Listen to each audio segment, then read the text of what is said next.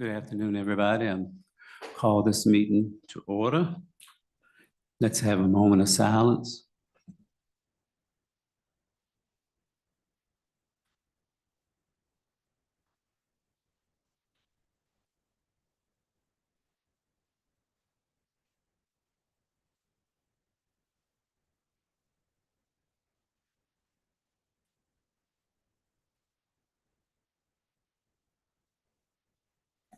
Stand and say the Pledge of Allegiance to the flag.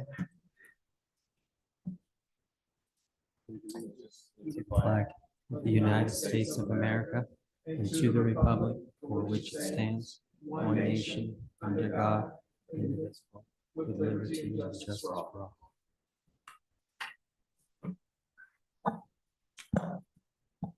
Madam Clerk, will you call the roll, please? Yes, sir. Mr. Bryant, Present. Ms. Bryson Morseberger, Ms. Dooley. Here. Dr. Kraft, Present. Ms. McKeever, Mr. Morris, Yes. Ms. Torres, Yes. and our student rep, Mrs. Turner. Here. Thank you. The next item on the agenda is approval of the agenda. Do we have a motion? So move. Is there Second. any discussion? All in favor? Aye. Aye. All Aye. opposed? Now, at this time, we will have comments from the community. When you come forward, please state your name and your address. You have 3 minutes to comment. So I do have a list of folks who have signed up to speak. And I'll start with Mr. Derek Hartline.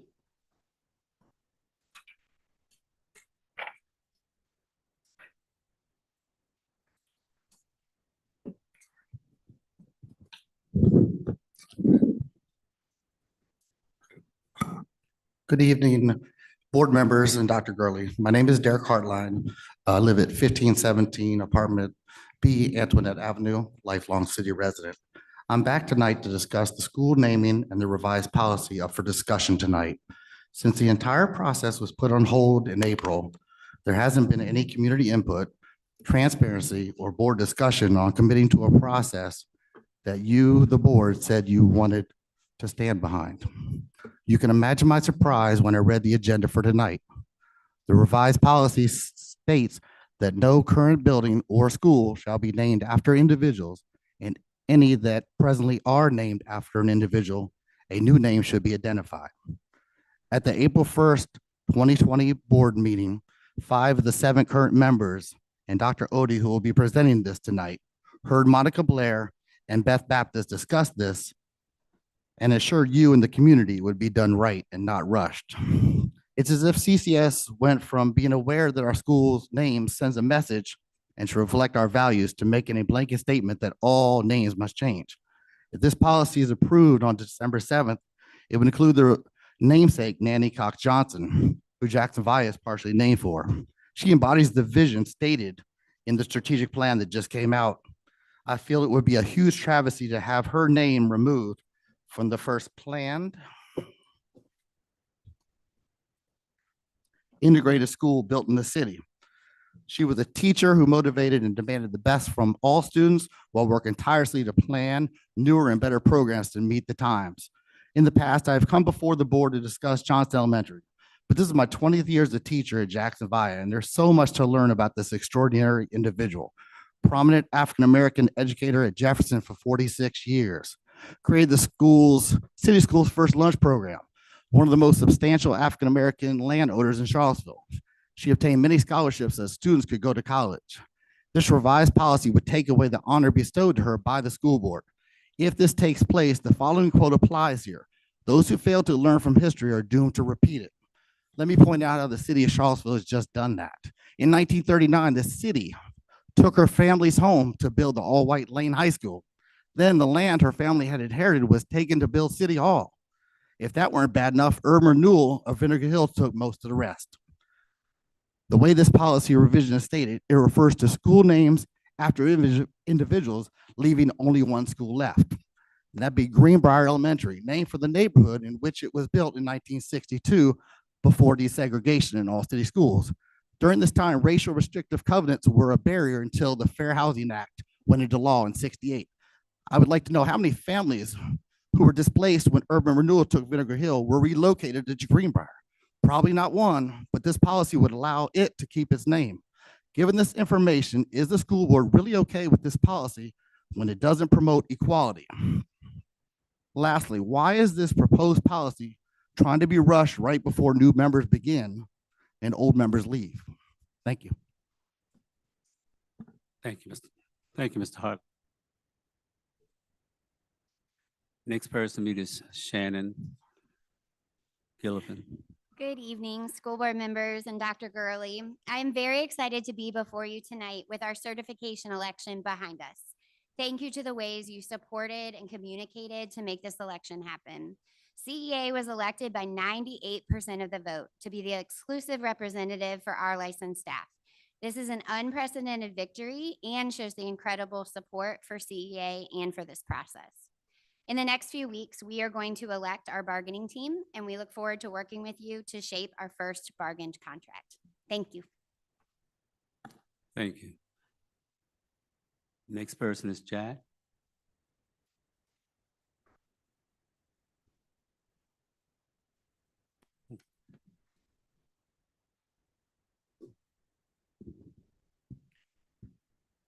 Good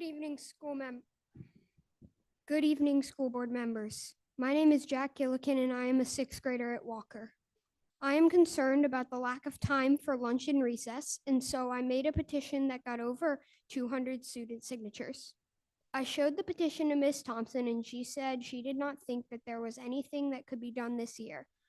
Recently, I learned about the wellness policy, which says students in grades 5 and 6 should get 20 minutes of seated time at lunch and 25 minutes of recess.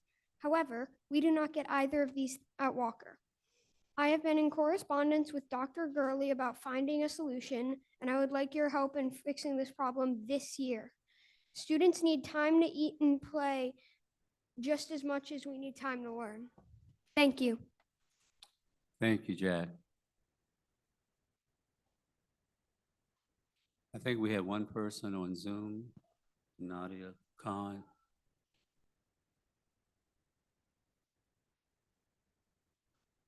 If anybody in the Zoom audience would like to speak, we just ask that you please let us know by raising your hand at this time so we can promote you to panelist position where you'll have 3 minutes to speak.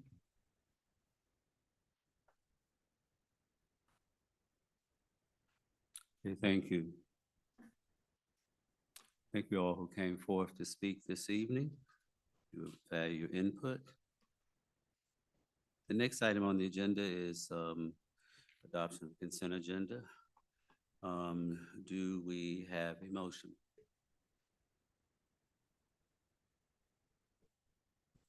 Well, I believe we had a request to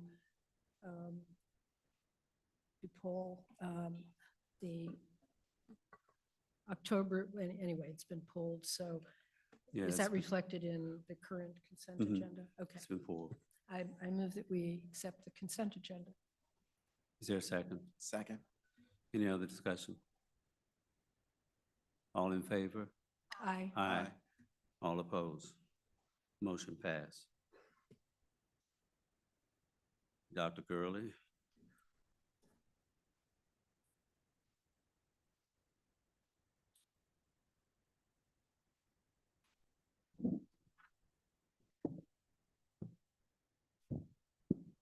Good evening, Mr. Chair, members of the board, and those assembled. I stand before you this evening requesting that you approve the certification of the CEA as the representatives of the licensed bargain unit on October the 16th of 2023.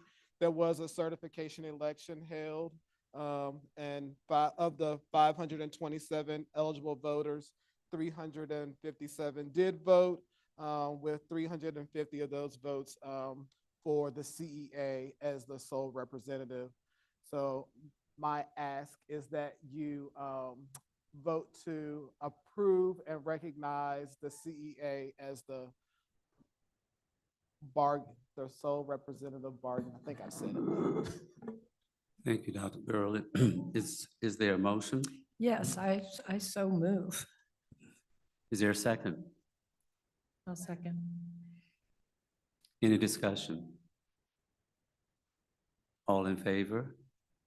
Aye. All opposed? Thank you, Dr. Gurley. Congratulations.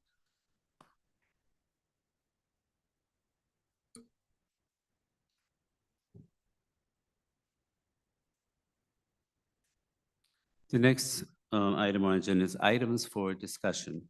So we have Dr. Odie with the all-in plan.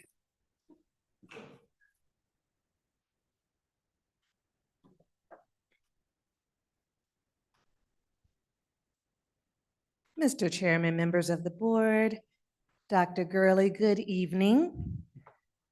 Tonight, I will come to you to provide information about Charlottesville City Schools all-in plan regarding attendance, literacy, and learning. We'll call it the Better Together Boost Plan, or BTB, here in Charlottesville. Next slide. You'll see here the strategic plan areas that will be addressed by our BTB plan. We're looking at two priority areas specifically, priority 1 and priority 2. You can see the goals there and targets that align with the work that we'll be doing. I won't take the time to read that. I know you're well versed in our new strategic plan at this point. Next slide, please. The sum and substance is here. All of the things that I'll be talking about tonight. What exactly is the all-in plan? I'll talk a little bit more about what we're going to be doing regarding attendance, literacy, and learning, who the students are that would benefit from our plan, when would tutoring occur, because a lot of this is about tutoring, who actually would be working with our students, and where we are in this work. So, and then we would end with some next steps. Next slide, please. So what exactly is all in? In early September, Governor Youngkin announced All in Virginia as a comprehensive plan to support Virginia's students facing the continued detrimental impacts of COVID-19, the learning loss that is evident because of it, the declining academic performance and absenteeism across the state. And then on Tuesday, September 12th, the governor provided school divisions with the high-intensity academic playbook, recommendations and best practices for high-impact tutoring.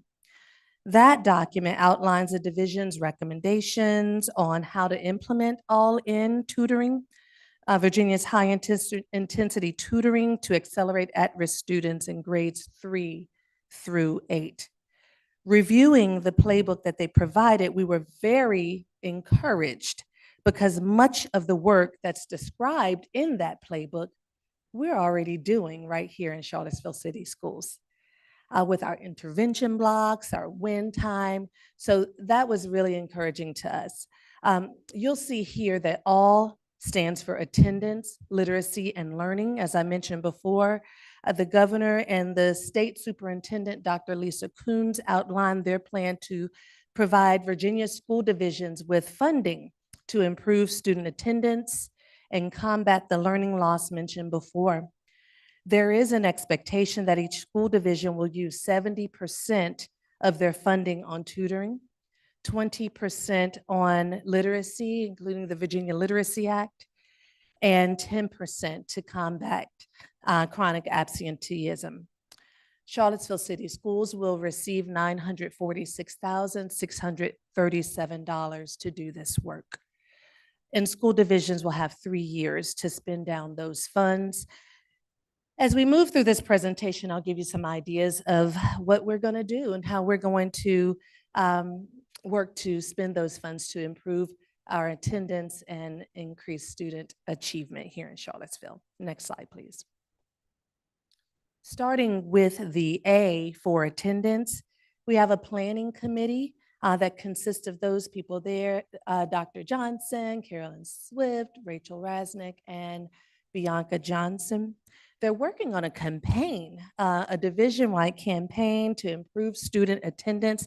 Part of that includes organizing student-led and community-led events, attendance contests. And by that, I mean students are going to participate in a contest to encourage others to come to school, and a student design logo. We're also proposing 2 attendance positions, and they would play a crucial role in conducting after-school attendance meetings and recovery sessions, and they would engage in home visits and facilitate attendance meetings and assessing the needs of our chronically absent students. Some of this work we do already. These would just be extra hands to support this important work. In addition, they would proactively work to identify students at risk of chronic absenteeism to implement preventative measures. We want to be proactive instead of always reactive. Now, some of the items that I mentioned tonight will be funded through the all-in funds that I've shared before that we would receive. We know with only 10% of it being able to be focused on attendance, it would not fully fund 2 positions. We anticipate that it would support funding those positions, that would be a part of it. The team is working on creating a task force and an implementation plan, and I'm sure you'll hear more about that as they continue that work. Dr. Johnson and the team that I mentioned there, we're just getting started with, now that we have all of the information from the governor and the state superintendent, we're starting this important work. So I'm sure we'll hear more about that in the coming weeks and months. Next slide, please. The first L in all is for literacy. And I'll just speak a little bit about that because you have a more in-depth presentation coming later this evening from our literacy coordinator, Stacy Riedel. So you may recall that the Virginia Literacy Act, or VLA, was passed in the 2022 General Assembly with the goal of improving early literacy outcomes for students. According to the VLA, school divisions will receive lots of supports, such as tools and resources and technical assistance and funding. Reading specialists are a key component to the VLA, and we learned recently that they will be participating in a Canvas course that the VDOE is providing. So that Canvas course is going to help them to continue to grow and be even better at building teacher capacity with evidence-based literacy instruction grounded in that all-important science of reading. So as I said earlier, 20% of the funding that we would receive from the all-in funds will be used on literacy. So I'll be working with Ms. Riedel closely to utilize the funds in this area. Next slide, please. And now we get to the second L in all, learning. This is where we will spend 70% of the funds. Here you will see some of the guiding principles from the playbook that the VDOE provided: high intensity and high dosage tutoring, low teacher-student ratio, grade level materials, digital platforms that the DOE is providing. They for free of cost and no cost. Ignite Reading and for reading, and Zern for math are the 2 programs that they're providing. And trained and supported tutors, relationships. We know how important that is, and progress monitoring. While much of this is, again, already taking place in our classrooms each and every day.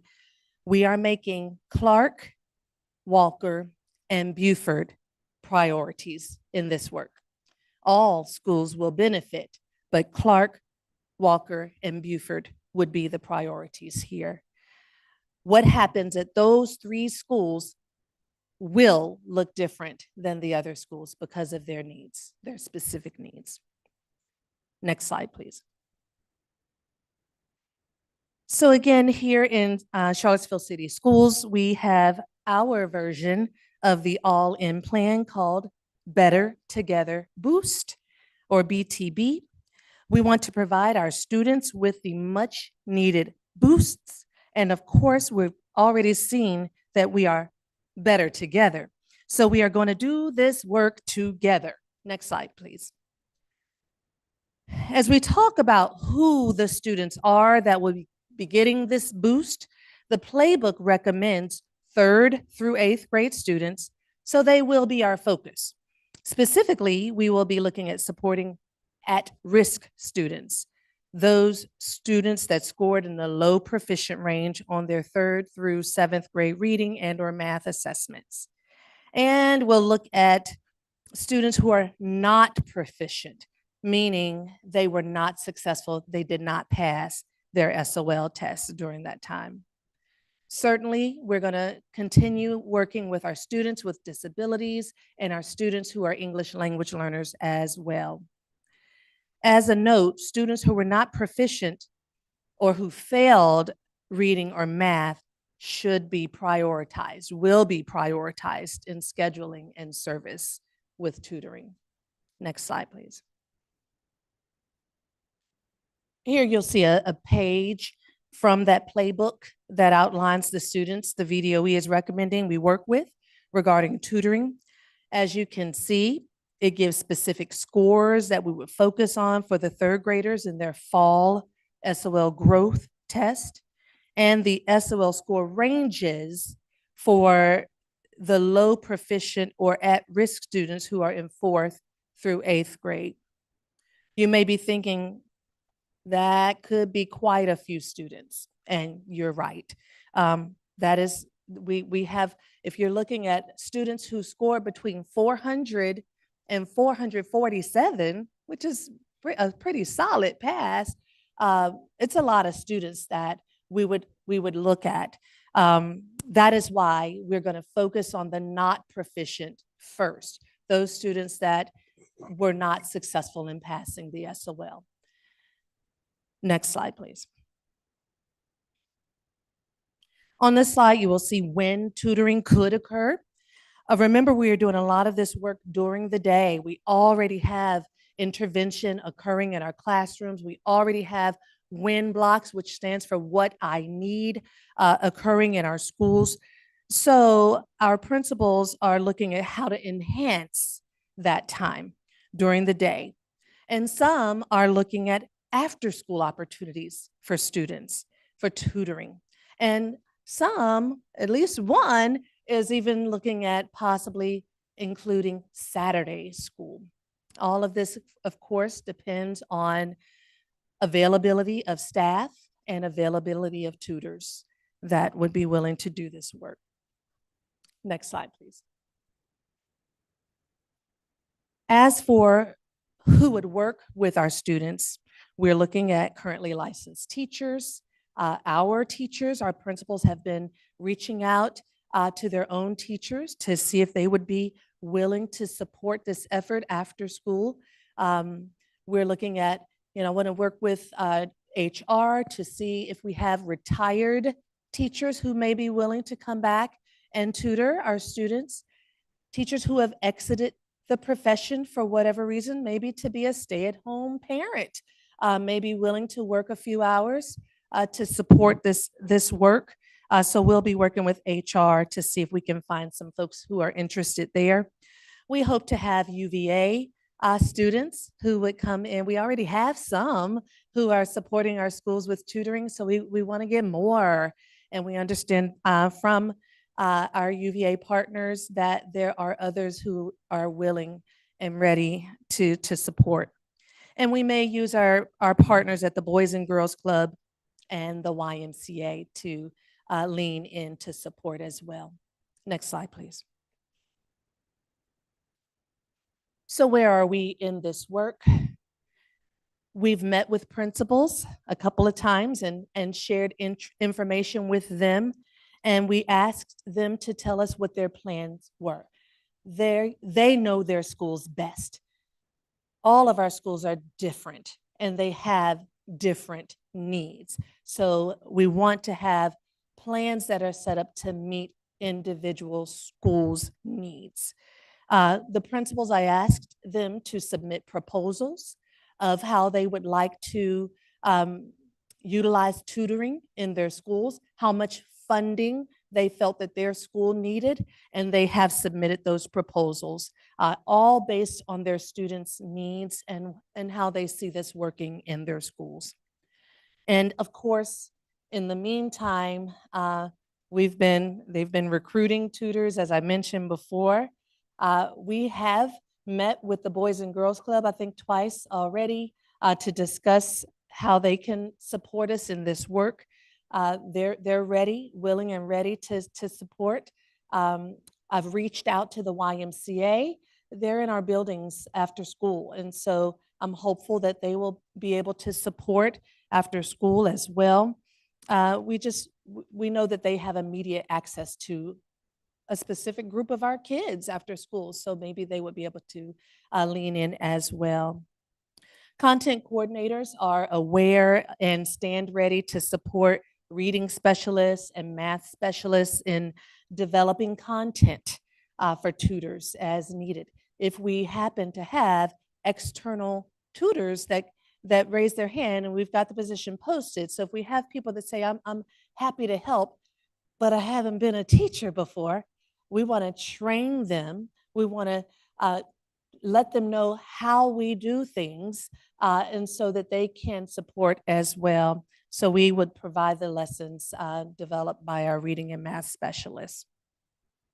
And we've collaborated with finance to review the allocations that the state is providing to us, and to review the proposals that the principals have submitted to us with their requests for funding. And we've submitted our plan. You're going to see that later on a next step, but we have submitted our plan, and we are currently awaiting approval by the state. Next slide, please. So next steps, we've actually already reviewed the proposals that the principals have submitted, and we've already submitted our plan, and we're waiting for approval or any feedback from the state. At this time, we are going to be hiring tutors. Some principals have already had teachers who have raised their hand and say, yes, I'm willing to help. I'm willing to do this after school important work to help our students move forward. But we need more. Some schools had a larger list of what they needed, because guess what? Like I said before, our schools have different needs. Clark, Walker, Buford specifically need additional supports. We're preparing the digital platforms for student use. I've gone through the process to let the state know that we would be using these in all 6 of our elementary schools in Walker and in Buford. And so now we just are needing to get folks trained on how to use those. There are webinars that have already been out there that are available for anybody to sign up for, I think on the DOE's website. And some of us have already sat through some webinars. So we're learning and want to get better at these 2 great learning platforms. And we're in the early stages. So we hope to get started soon with tutoring as soon as possible, as soon as we can get everybody trained on the digital platforms, and as soon as we can receive the thumbs up on our plan from the state, and as soon as we receive the funds. Once they approve our plan, which I am hopeful that they will approve it as is. Once they approve our plan, then they will start sending us funds each month, and we will be able to compensate the folks that we are going to be hiring. So as soon as we do those things and we hire tutors and communicate with families, then we're going to be ready to move forward with this process. Next slide, please. So that gives you a bit of information about the all-in funding, the all-in plan that we'll be receiving to support our students with attendance and literacy and learning. Again, it's our Better Together Boost Plan, or BTB. You'll hear that a lot in our schools. Hopefully, everybody getting excited. We want to give them snacks, give them a little break after school, have some fun with the tutoring and activities, and everybody's excited about BTB. So this presentation is for information only, and at this time, I'm happy to answer any questions you may have. Okay, I'll start to my right. Ms. Turner, do you have any questions? I actually have one question. My only question is just like, would peer mentoring from like student tutoring, would that count towards like the tutoring aspect of the plan? Or would it just be like, I guess it's like UVA students and like certified like teachers and retired teachers as well? So I think that's an excellent question, Ms. Turner. And we have such wonderful students, and we would love for our students to tutor. But I think the elementary schools get out at 2:15, 2:15-ish, and you'll still be in school. So we'd have to see, and Buford and Walker let out at 3:15, and you're still in school in high school. So if we can figure out a way to utilize some of our amazing high school students like yourself, then we would love to do that. Thank you for asking that question. Ms. Dooley? More of a comment, and this might speak to our legislative meetings. I haven't heard anything about this being recurring funding. This is just a one-time allocation. And so I think it would be really great if the state would actually fully fund our public schools so that we wouldn't need these boosts and we could actually fulfill all of our staffing and needs of our schools and our students. So presented without expectation of a response. And then the focus on Clark, Buford, Walker, great. I just don't want to lose sight of our students that are low performing at other schools that maybe just get lost in a math equation because there is a larger number of high performing students. Absolutely. Thank you. Mr. Morris? Quick question in regards to attendance positions. Is that in reference to daily attendance or including class attendance? We need support. We need support with daily and period attendance at the high school. So we're building out what these positions would look like, but we certainly need support. Specifically, I think period attendance is more challenging right now than the daily attendance. Okay, Ms. Morrisburg. Dr. Kraft? Yeah, I was wondering about the percentage allocations for the different areas. And are those determined by the state? Yes, Yes. it is. I'm sorry. So, because it seems like, I don't know if there's any room for flexibility. It seems like there might be some overlap between literacy and tutoring, for example. And I just don't know exactly why why those percentages, and particularly, well, I don't know that you can answer that. It sounds like it's determined by the state. And yeah. It's in the playbook. It was in it. I think it also might have been in the press release that Governor Youngkin did. When Dr. Coons met with superintendents and chief academic officers recently, she shared that it's a guide. The playbook is a guide. It's recommendations. So every single thing in there doesn't have to be like lockstep, but my understanding is the 70-20-10 is one of the expectations that we follow.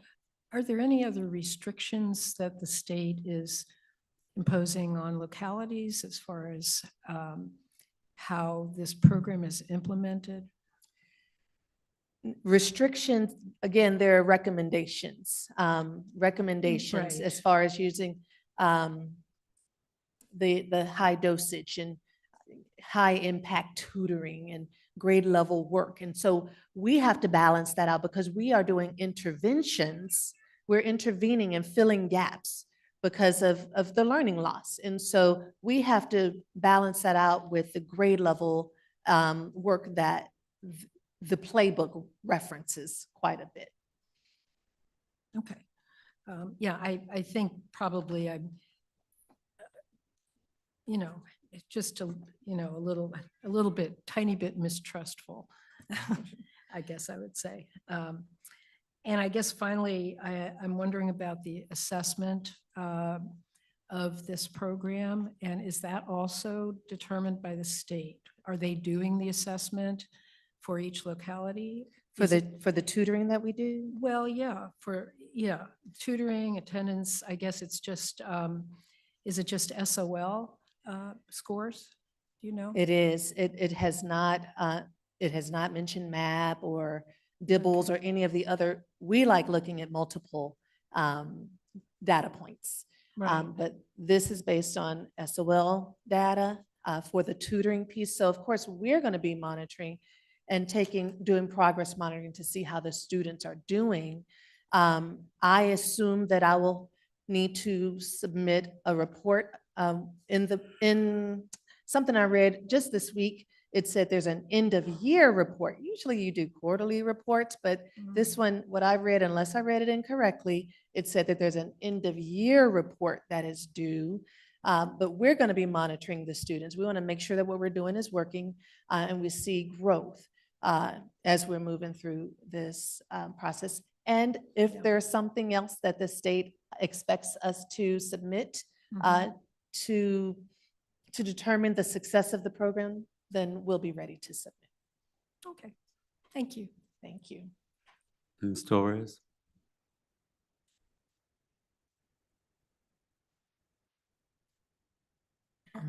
Yeah, I'm perplexed by this proposal from BDOE. And I guess let me see, how best my questions. So you said we've submitted plans and then they will release money. I submitted a division plan. Right. Mhm. And then they will submit all of the funds or quarterly funds or monthly funds based on what our plan looks like? I mean, are we gonna get? So we prioritize all of this. We know this has already been on our radar before the all-in plan rolled out. Correct. I mean, I appreciate the fact that the state wants to provide some more funds for this, but again, similarly, is this a one-time deal? Do we get things and energy and time and for all of our staff to come up with like what's going to work best for these students for this program, and then it kind of falls flat. I mean, we've had other grants and programs that we roll out and we start and they just kind of peter out for one reason or another, not necessarily our fault. But I guess I'm concerned just that, for staff time and the investment that we're asking of them. And then are we gonna, I don't know, say we have however many people that we need to add to provide these services, and then say the funding stops, and then what? I will say, one thing I failed to mention is that the funds, we have 3 years to spend the funds. The 946 is what we get. Okay. That's what we get. But we have 3 years to use it. The plan that we've submitted uses the funds within 2 years. So a large majority of it will, if we find the people. I mean, it's the employees, the staffing that would take the largest chunk of our money, personnel. So if we find the people that to do this work, then we'd use a large chunk of that this year, and then we'll continue the work next year as we will have additional funds left for next year. But what I understand is once these funds are depleted, then they are depleted. Mhm. And then we continue to do this great work that we're doing. And I think to Dr. Odie's point that while someone, listening to this presentation may say, well, they're getting almost $1 million. I mean, when you're talking about people, and if people are watching our budget development process, large portions of budgets are salaries. So that $946,000 can be depleted really quickly. And that's why, as Dr. Odie mentioned, I mean, realistically speaking, if we're able to staff this, and staff it correctly, then this money would only last us 2 years. That's correct. And I also want to say that, I mean, we are really accentuating the positive with what we already have. So our goal is not to tax our staff currently. So we don't want to throw something else on them. So we really are looking at what's working well and seeing how we can just supplement what's happening. But there are some new aspects.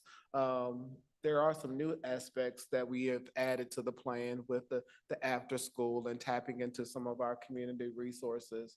But it really is trying to just take the money and just support a lot of what's already in place. Yeah, and I mean, I appreciate the fact that we're trying to tap into who's already working in the schools, but I feel like they're there for a certain purpose and they already can't provide probably enough for kids, say, who might be on the waiting list to try and get into some of the after-school programs. I mean, I'm thinking about transportation.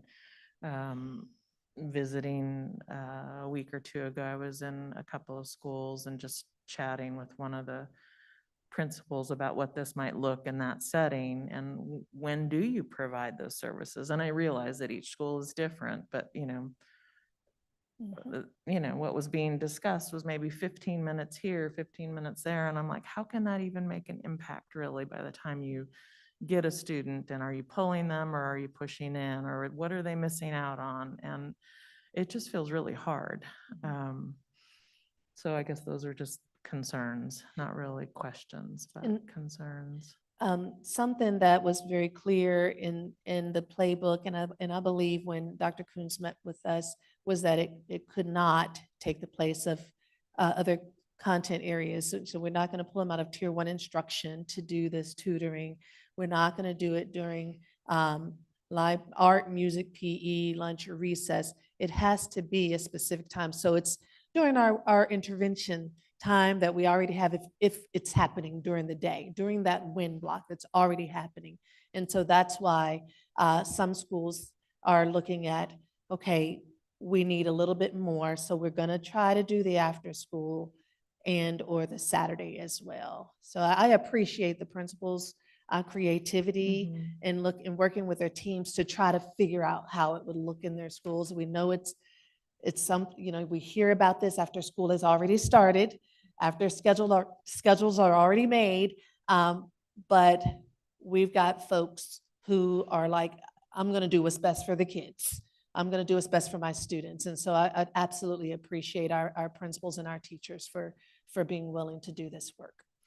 And so how are we going to support our families if at Buford, it's an early morning or an after school type of situation that we're proposing as far as transportation? I mean, and probably some of those students who are struggling and are going to fall into that category of needing this or qualifying for the service may already be struggling with transportation. So the good news for Walker and Buford is that they already have activity buses in the afternoon. So we'd be able to utilize that for them for after school. No school said they were going to do morning. So that has not been I presented it as I an just- option, I but threw that in yeah, there. but so Yeah. Walker and Buford have bus transportation after school, so there's no issue there.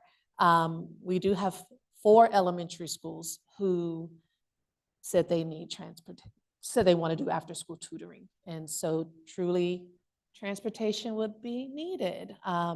Clark is one of those. Clark, Johnson, Jackson, Via, and Burnley Moran. So we're working. I've been talking with Kim, and we're putting our heads together to figure it out. You know, of course, some parents may be able to get their kids, and we'd ask if you can, please do that. But we're working through those pieces. So just out of curiosity, along transportation lines, so let's just pick Clark since they're on the list. I mean, roughly, do you know how many kids we're talking about there that would qualify for this?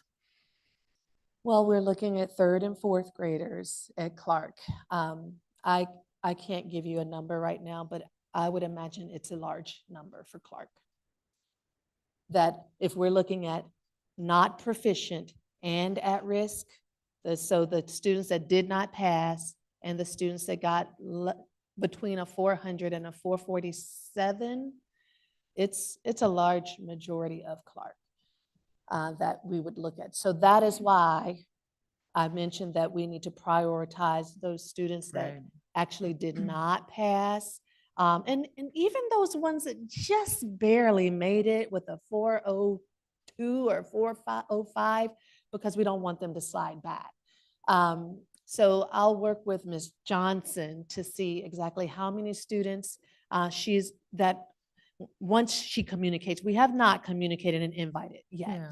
But once she has her list and is ready to communicate with parents, then we need the transportation in place before that happens, but we will be looking at that. It's a puzzle, but we are willing to work through that and find solutions. And we're running our little bus, our new little buses. Are we using those? Or that one? Ms. Powell, are we?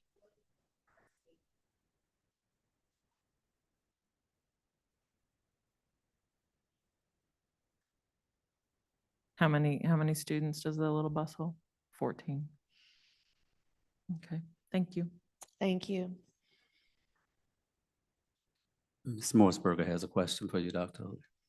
Okay, my question came to me. It's a few, a couple questions in one. But we're talking about the after-school tutoring possibly, or during the school.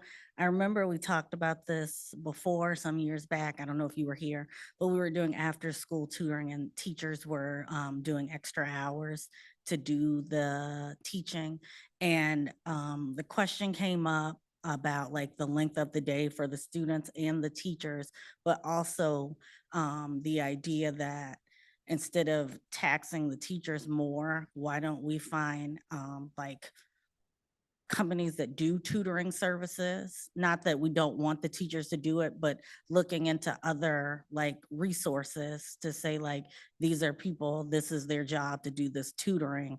Hire them for some of the positions to offset it, because I feel like we did the after school tutoring before and some of it was hit or miss. Some of it worked and some of it didn't. And it was at different schools depending on who would volunteer. And it was before the pandemic too. So I'm just wondering, why aren't we tapping into some other resources for the tutoring portion? I believe you may be referencing EBL. I think it was closing out as I came in. Okay. Early Bridges to Learning or something like that. There is not an appetite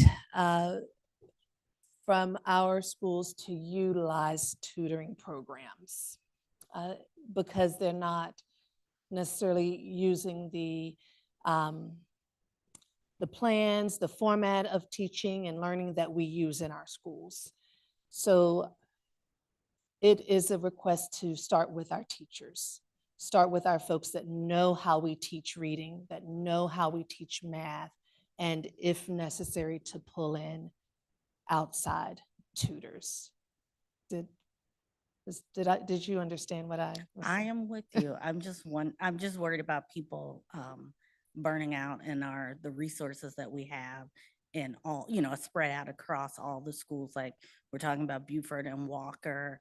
And was it Clark that we're gonna get a special focus? I just wonder about the staffs at those schools and how much capacity Mhm. they have. And the students too. So that was all. So I would say UVA students that's one that they really are interested in, getting because often there are student teachers, there are practicum students, they're in our classrooms, they see the teaching and learning that's happening. They've seen our reading specialists at work, our math specialists. So that's a sort of a secondary. If our teachers can't do this work, then look at UVA tutors. Of course, if none of that pans out, I will certainly return to the principals and say, I often get these emails from this tutoring company. I often get these emails from that tutoring company, and the DOE is recommending this possible tutoring company. So it's not gone as an option. It's just sort of on standby while we work to utilize the folks that we know what our students need and how they learn.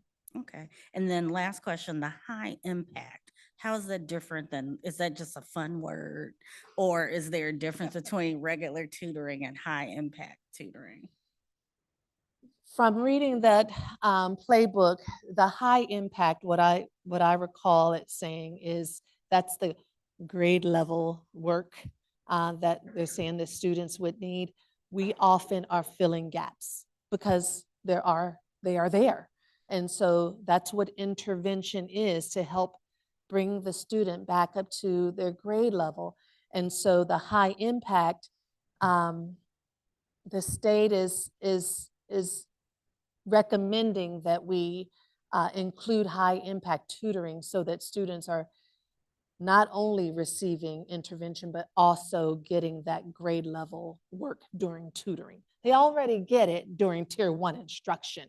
Tier 1 instruction is about grade level work.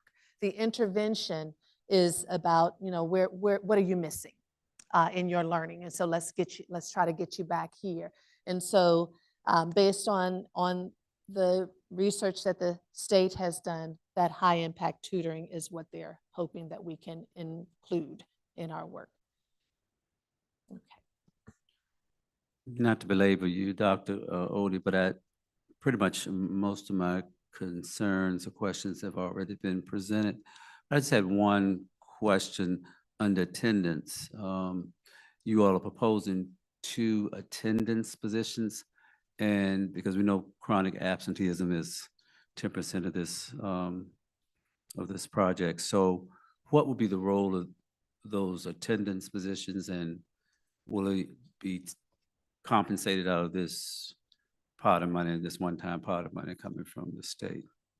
So because it's only 10%, and so 10% of that 946,000 is 94,000. So it would not be able to pay for 2 positions. We feel like it could contribute to a portion of it, or pay 1, or a portion of it. But we're still building out and planning. That committee is working through what this is going to look like, the campaign, all of that. But we know that we may want these positions to do after school attendance recovery sessions, or home visits, or assessing student needs. There's quite a bit that they could do, that some of our social workers are already doing some of this work. So this would just be in addition, because we know that we have some of our schools have a higher chronic absenteeism than others. We have some challenges before us. So if we have additional people that are specifically devoted to that work, maybe we can overcome that challenge. Thank you. Thank you, Dr. Thank you. Odie. We will now have our annual ESL update by Dr. Jeannie Fouts.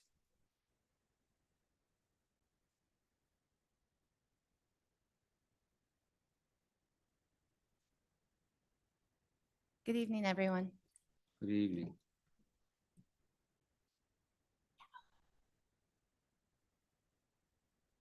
Sorry. So nice to see everyone. Thank you so much for giving me the opportunity to talk about our ESL program and our multilingual learners in Charlottesville City. I wanted to first point out that as we serve our multilingual learners in different capacities, we see aspects of that woven throughout the strategic plan. And so definitely we focus on increasing academic achievement, especially when we're talking about reading and math, specifically looking at our membership, student membership groups. But we also see within priority 2, where we're talking about providing a culture of safety, wellness, and belonging. One of the things I talked to you all about last year, and I'll bring that back, is having the Welcome Center here. So a place for our families to come when they first come to the country and learn about our schools and learn about the registration process. And then with priority 3, we've been working with our instructional coaches, and I'll talk more about that with PSYOP training. And then priority 4 is where transportation goes, right? So I will discuss a little bit about last year and this year in terms of where we are with transportation. So I will give you a big picture overview first, and then we'll spend some time looking at our enrollment changes as well as our staffing changes. And then we'll be more specific looking at the English language proficiency data that we report to the state, and chronic absenteeism, specifically with our English learners, adjustments and enhancements that we're working on this year, and then next steps. So big picture, in Charlottesville City Schools, we have students speaking over 39 different languages, with our 5 most common listed there. So Spanish, Pashto, Dari, Arabic, and Swahili. And then you'll notice in terms of where our families are coming from, our largest portion right now is Afghanistan, and that's our Pashto and our Dari speakers. So depending on what region of Afghanistan they come, they speak one of those 2 languages. And then many of our English learners were born in the United States and are bilingual and are learning English as when they come to school. And then our other 2 countries that we're seeing more families come from are Honduras and El Salvador in Central America, and then also Syria. Many of our new refugees have been coming from Syria.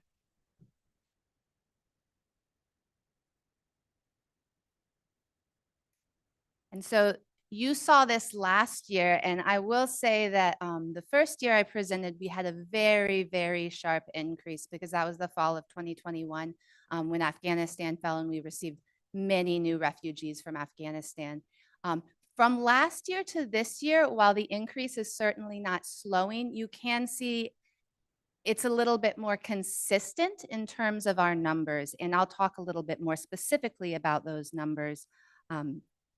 But I did want to talk to you about how with our numbers growing and thinking about our schools, we sometimes get the question about like, what are we doing to catch these students up, right? And I think it's a little bit, that's not the right question we should be asking, because our students come to us with an incredible funds of knowledge and incredible gifts and interesting stories and things that can really benefit our community. And so I have a picture there for you of at Jackson Via a few weeks ago, they had Rocktoberfest, and many of our Afghan families, they set up a cricket field in the back, and they were teaching other families and other students how to play cricket. And so that's just one example, but there's multiple examples you'll see in our schools about having our students and our families really bringing and sharing about their culture and sharing about their families. And I think that's just something we need to keep in mind, because we have a goal in schools to help all students be successful and graduate, but we also have to think about all that they bring to us at that moment too, and not let that part get forgotten. So I did want to point out also that when I talk about our English learners in Charlottesville City Schools, I'm talking about our students who are within our ESL program. So that's students that have tested into our program that need support in developing their English. And but if we take, and that's about 16% right now. But if you take a step back and you look at all of our students who are multilingual, That's closer to about 900 students. And so that's students who are bilingual, students who exited the program, students who didn't need our supports. And that's a little bit closer to 20% of our population. So again, I think that that's an important number to be thinking about when you walk into our schools and you see the diversity there. So with our enrollment changes, this shows our staffing changes over the last few years. And I want to pause and say a thank you to all of you because I see you in the fall and present, and then the budget process happens. And so last year in the budget, we had 3 more ESL teachers added. The year before we had 2 more. And you can see we're not quite matching with how many more students, but it's really making things possible in terms of supporting our schools and supporting our students. So thank you very much for that. I think I mentioned before that we try to keep about a 30-to-1 student to teacher ratio within our schools. And then just be thinking about how that 30-to-1 ratio is to help support students' language development, but it also helps support the students as they're working on that grade level content, especially as we get into the secondary level. The expectations are the same for our English learners as for any other student. And so we're both helping them build their language skills, but also introducing them to the grade level content.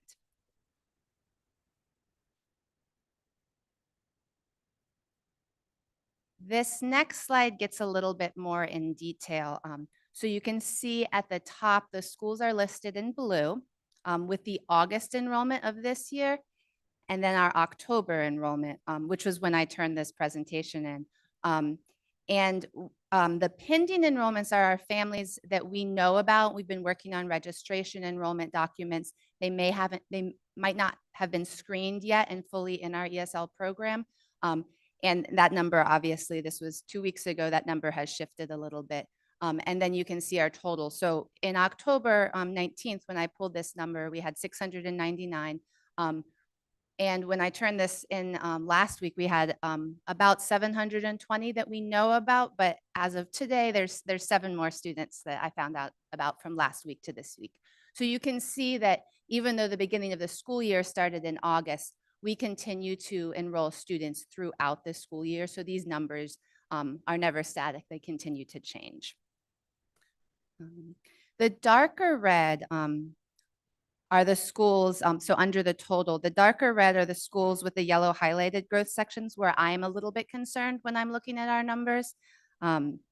Because as our numbers grow and we're looking at our staffing, we want to make sure that we have enough staffing for them. And the 3 positions that we added last year, we added this year, we had a split position between Jackson, Via, and Johnson. So you can see they both have 2 full-time people there.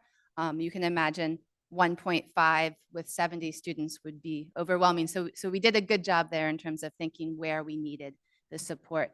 We added a position at Buford, so they only had 2 teachers last year. And then we added a position at CHS because they had 5 last year. So I think that we are continuing to add positions in the right places. My concern is as our numbers continue to grow, we have to think about more staffing.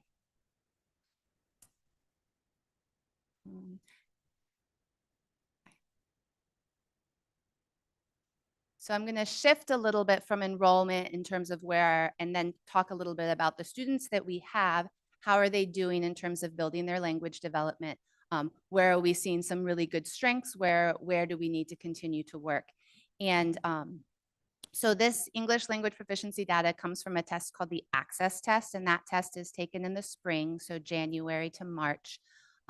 And then the state has a comparison. The state gives us a set level of what progress looks like, and it looks different at different grade levels. It looks different at different proficiency levels, right? So a student who's brand new in the younger grades is probably going to move a little bit quicker than a student who's brand new at the older grades because the content is not as difficult.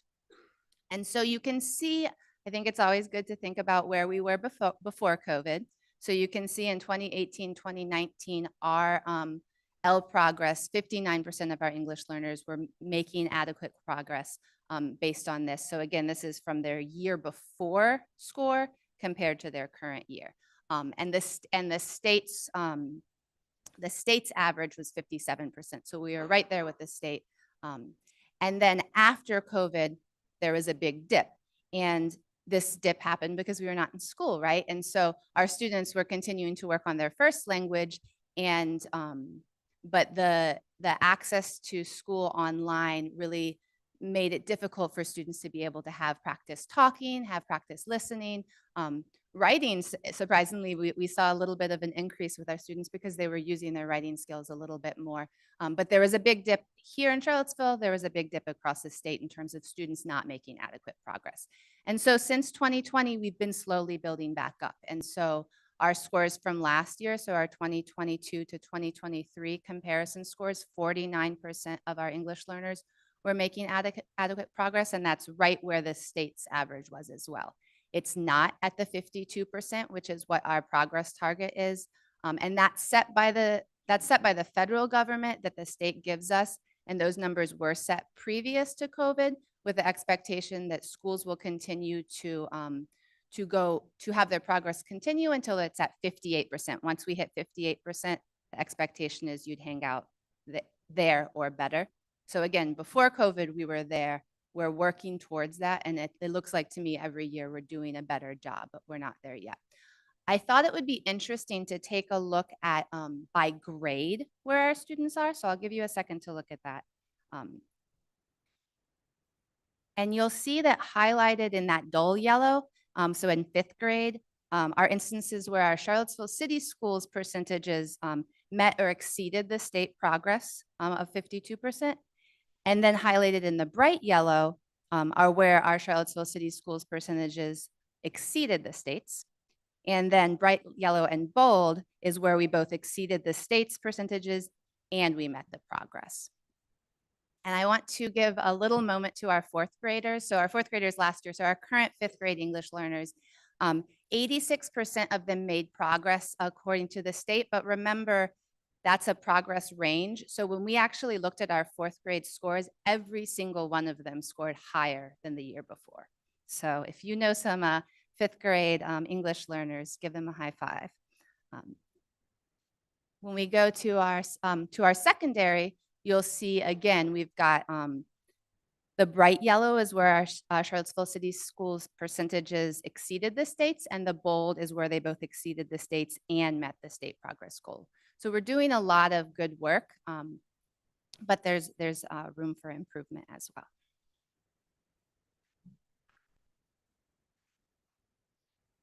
One thing I wanted to address, and you saw this both on the slide before and on this slide, is the not counted column. And the not counted column is our students who are newcomers, because what happens is that's the first year they've taken the test. We won't get their growth results until the 2nd year. So for some of them, that's a year and a half after they've been in the country.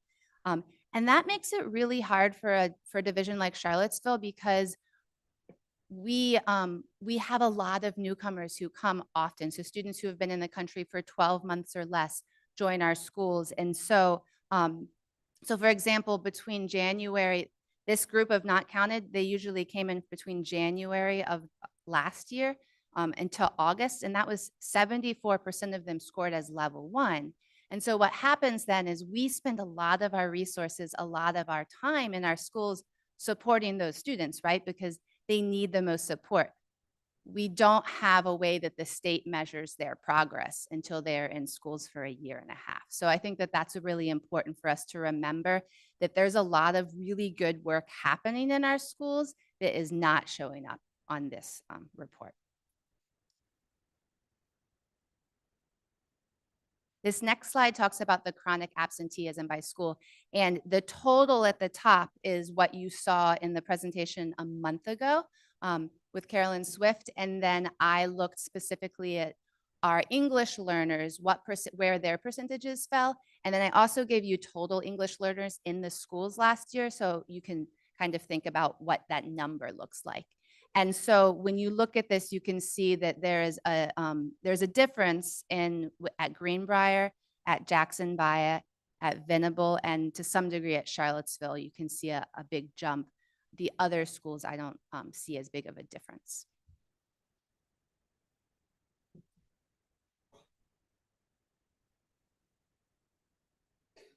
In terms of what we're doing to continue to support our teachers and our schools, one of the things I'm most excited about is working with the instructional coaches this year.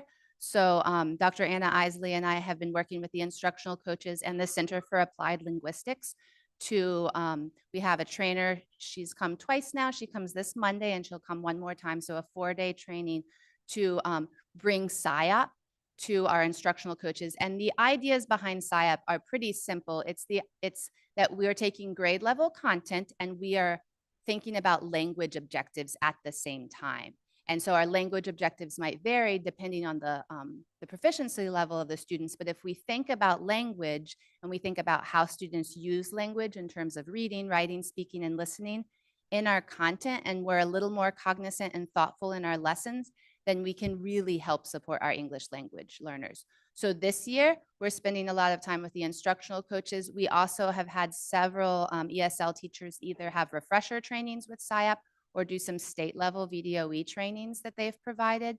And we'll be planning this spring ways that we can continue to build out capacity of all of our teachers. And so we're interested in more of a division-wide SIOP training for all of our teachers. However, already even in our September professional learning, we had instructional coaches teach SIOP strategies, and I imagine that will continue to happen in the next 2 professional learning as well. So that's one thing I'm really excited about. We've gotten some really good feedback about the training, and I think it will do a lot of good. And then the last thing I just want us to remember is the district level welcome center that we currently have at the annex. There's a lot of conversations about space, and as we're thinking about Walker and Buford and offices in the annex, I want to just make sure we continue to think about where will the welcome center end up as all of those things shift around.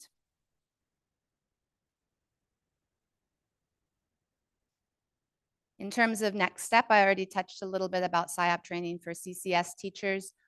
I'll continue to put in budget requests for the following year as our numbers continue to grow, ongoing support for Charlottesville City Schools Welcome Center. And then we also have to start thinking about how we'll support language development at K-Tech, because previous to when currently Albemarle supports language development at K-Tech. So there's a teacher there who supports both Albemarle students and Charlottesville City students who are in the program and our English learners. K-Tech has been a really incredible program for a lot of our English learners. It's they made with success over there, so we want to continue to think about how we can support that well. And that is it. I'm happy to take any questions. Well, thank you so much for this very detailed report. I'll start here to my left.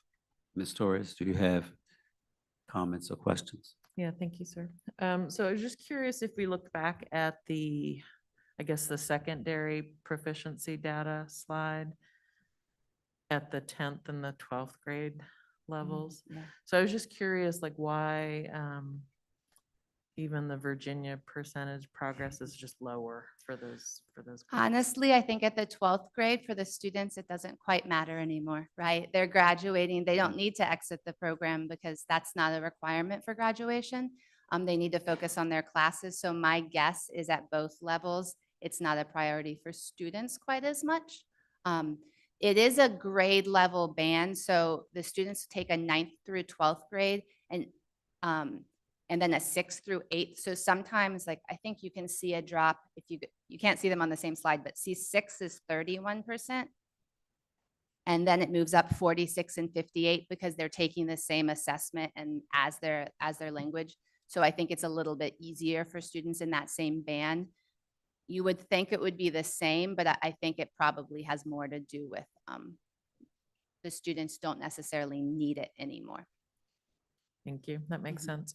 And then regarding the Welcome Center beyond space, like, how many people are you guys seeing and what else can we do? I mean, I know that all of your stuff was kind of stuck down in the room down there. It's a busy place down there. No, I don't think we need to, there's nothing we need right now. I think we just need to think about, and I don't know the answer where, I don't know all of the pieces in terms of who will be at Walker and what will happen, who will be at the annex. Does the annex need to turn into classrooms at some point? I'm not sure, but so I just want to make sure that we share a space down there, which is fine. And I don't think that it has been a problem. We've been able to see the families we need to by appointment. So that hasn't been an issue. But I do think that we want to make sure we continue to have a space. And it's two of you kind of running that, or how many Yes, people so are? so Sherry Stewart, who works with family engagement, she does a lot of our assessments and brings families in. And then Annette Kaufman Horner, who works in a couple different varieties as a couple different places as a administrative assistant.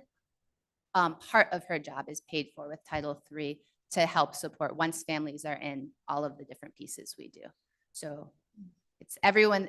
None of us are there full time. It's a little pieces of everyone's, of the three people's jobs. Has that really helped kind of get them registered and in the I schools think sooner? so. I think there's always room for growth. We had a family of 6 come in last week. And so with that family, they were in 4 different schools.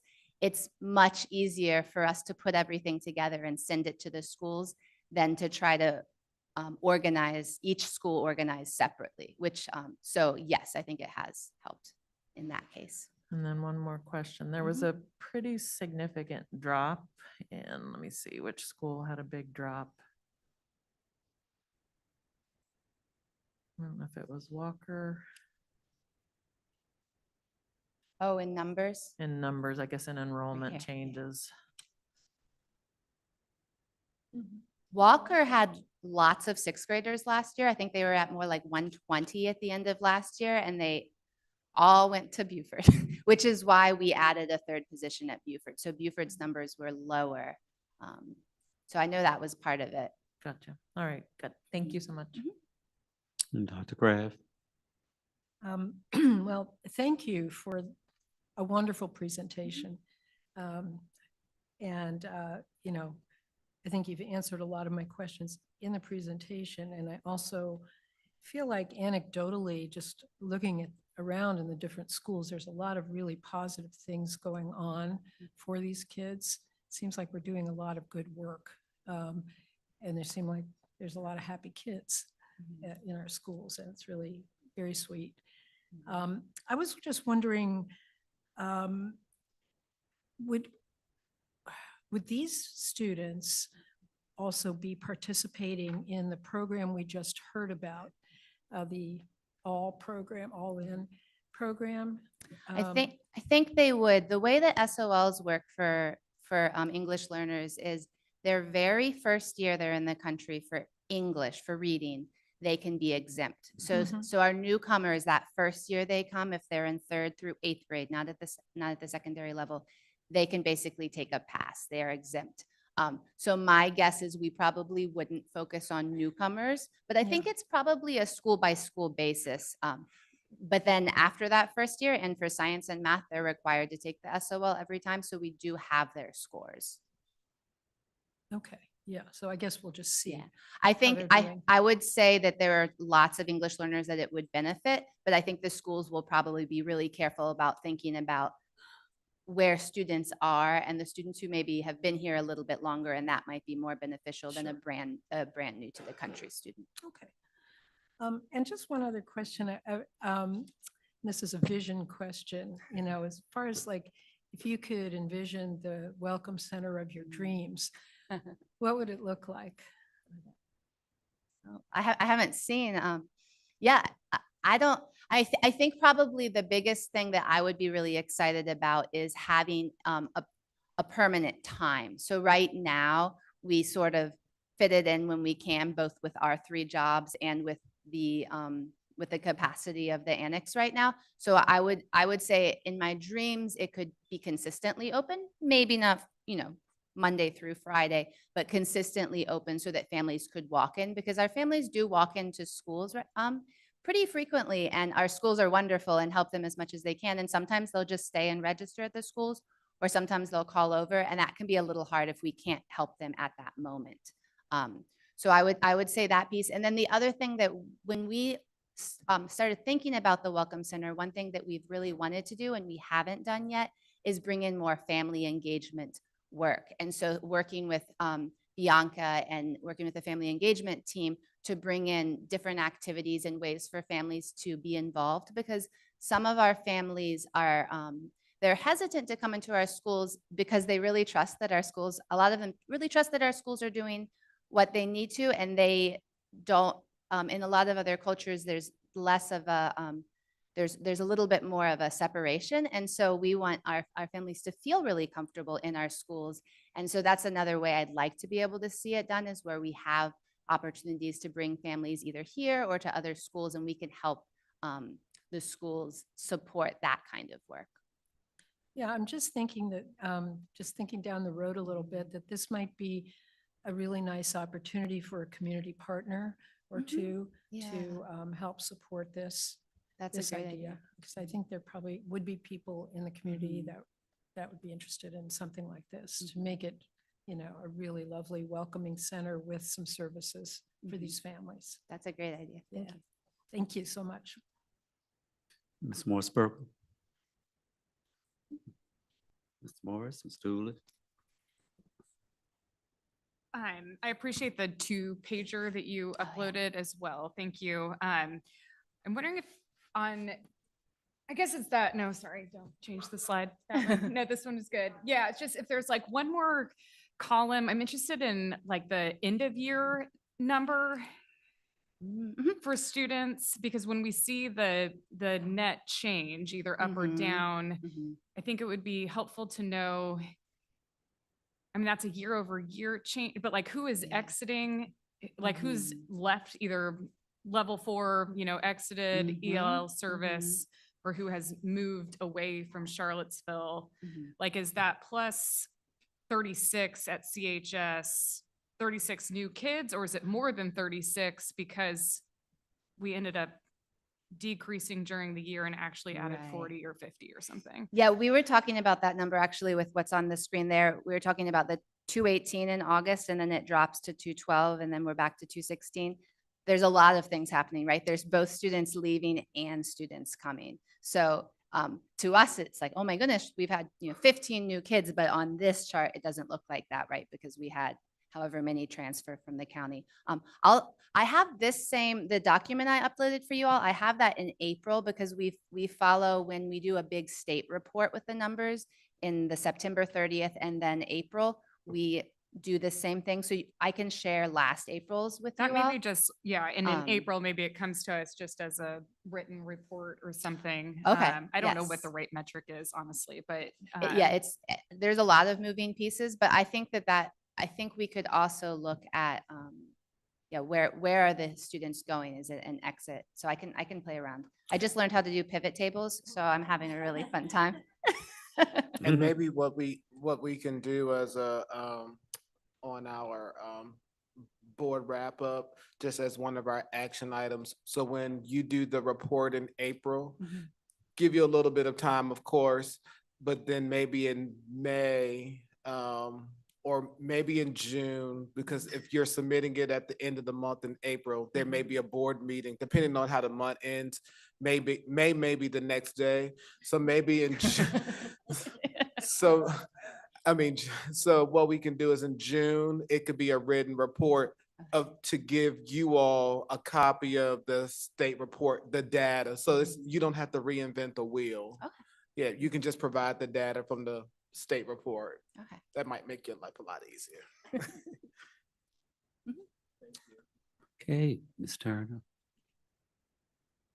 All right, thank you, Dr. Faust, again for this great report, and it's happy to hear that our students are continuing to grow, and they're excited about school, and we're bouncing back from the pandemic, and parents are excited about their children attending Charleston City Schools, and we're growing. Thank you. All right, next we will have Stacy Riedel. She'll present our literacy update.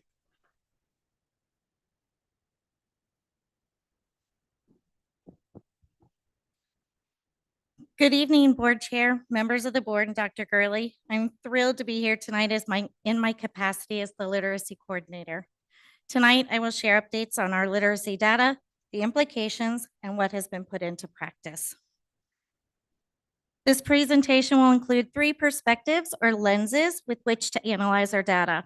First, we explore the kindergarten to 2nd grade literacy data from VLP. the Virginia Literacy Partnership, also formerly known as PALS. This data is from the spring 2019 to spring 2023 testing windows and shows us the impact of COVID on our learners.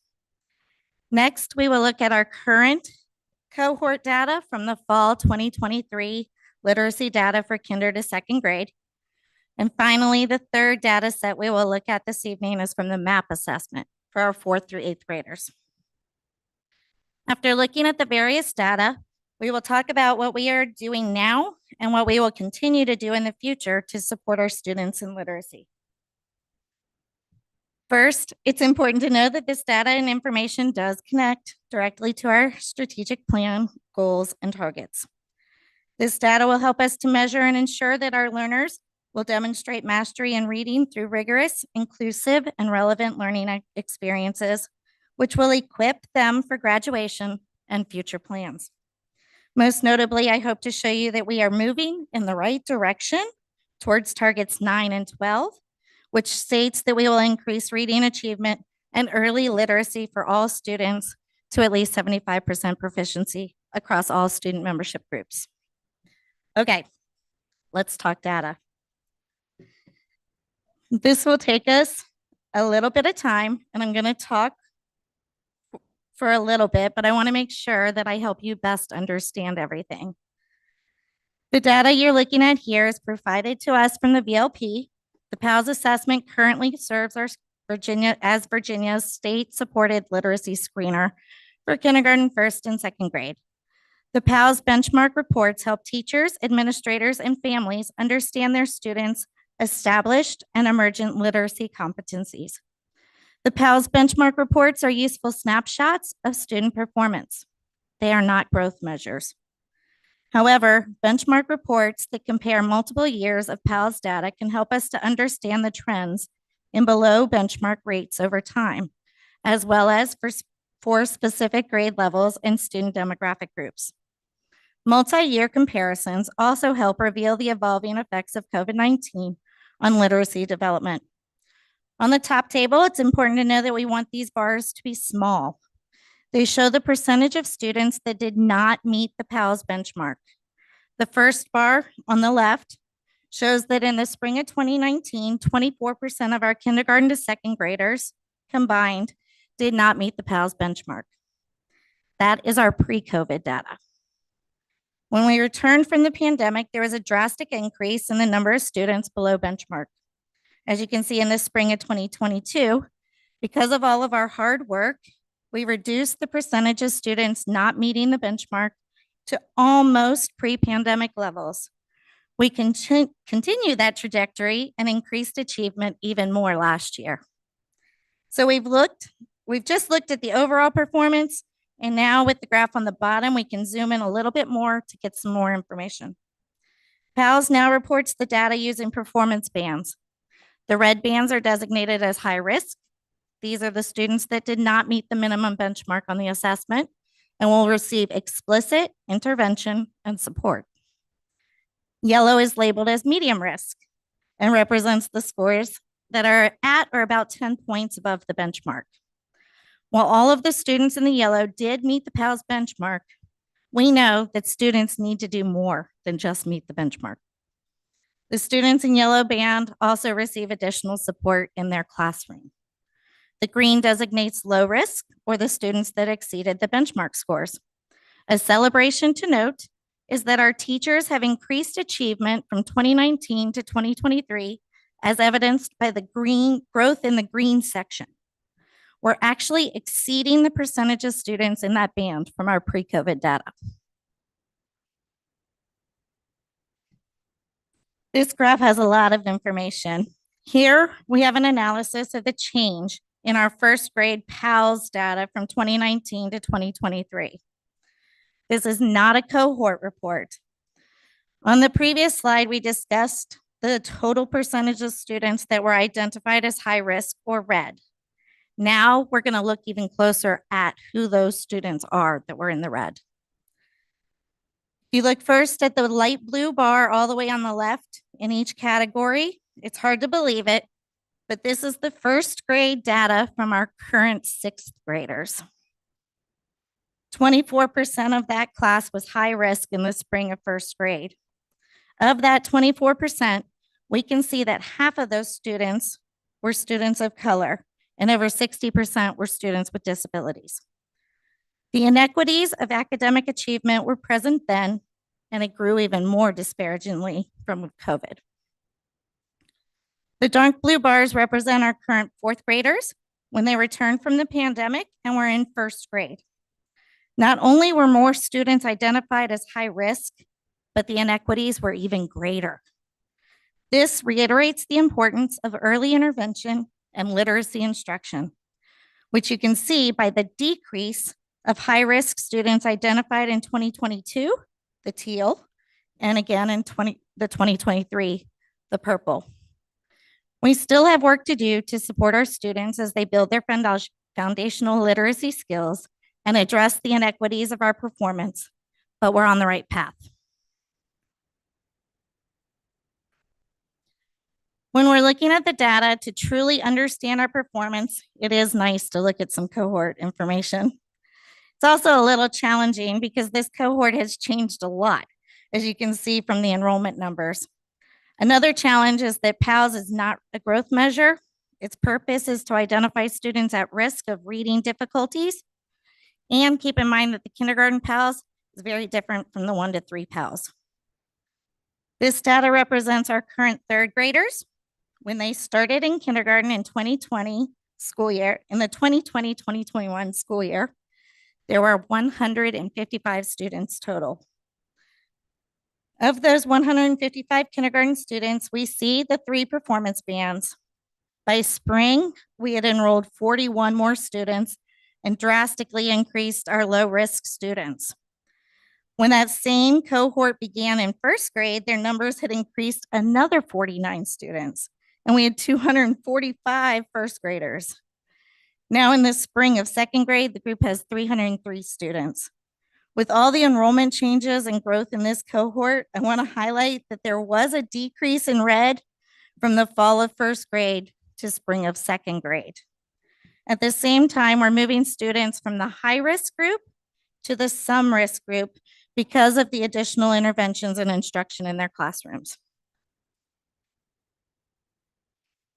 Okay, that was the lens of looking at spring 2023 PALS data. Now let's shift to this school year and let's look at our fall 23 PALS. This is our current second grade class and shows us some of how they're performing right now.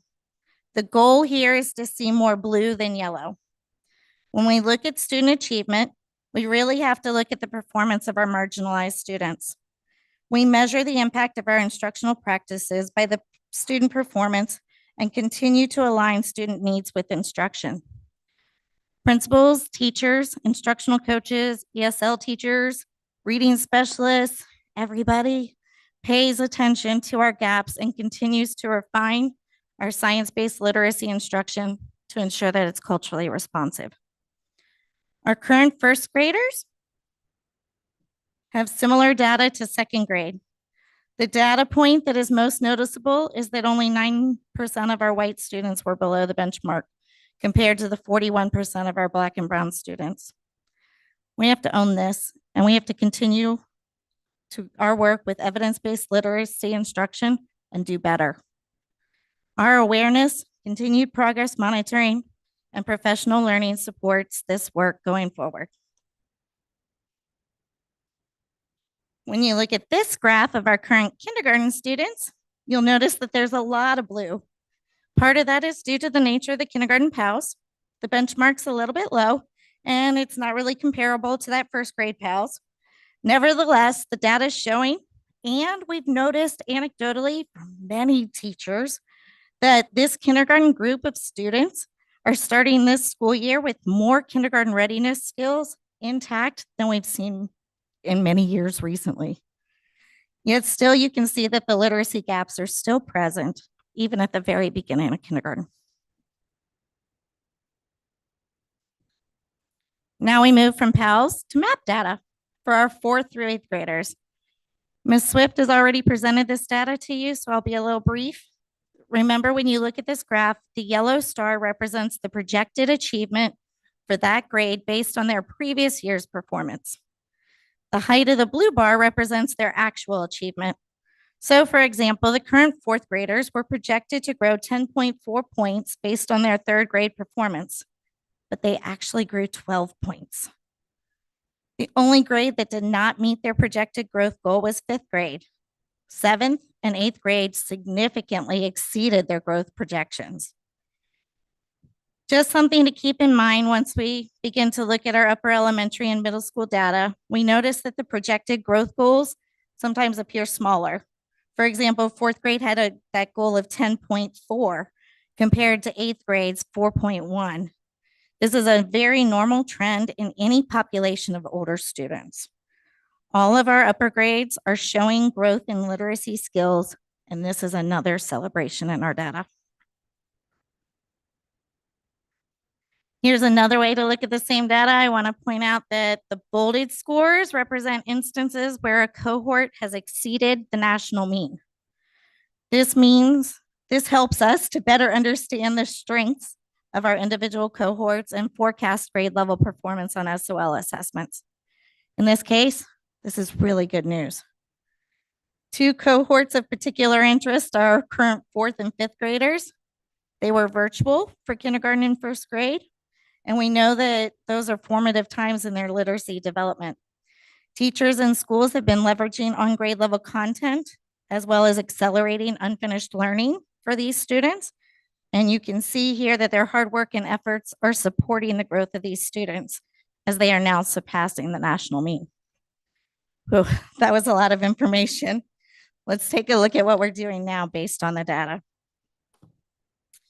First, we know that a huge impact of literacy program has been aligning the work we do with science-based reading research. This will allow us to meet the requirements of the Virginia Literacy Act, the VLA, as well as support the literacy needs of our students.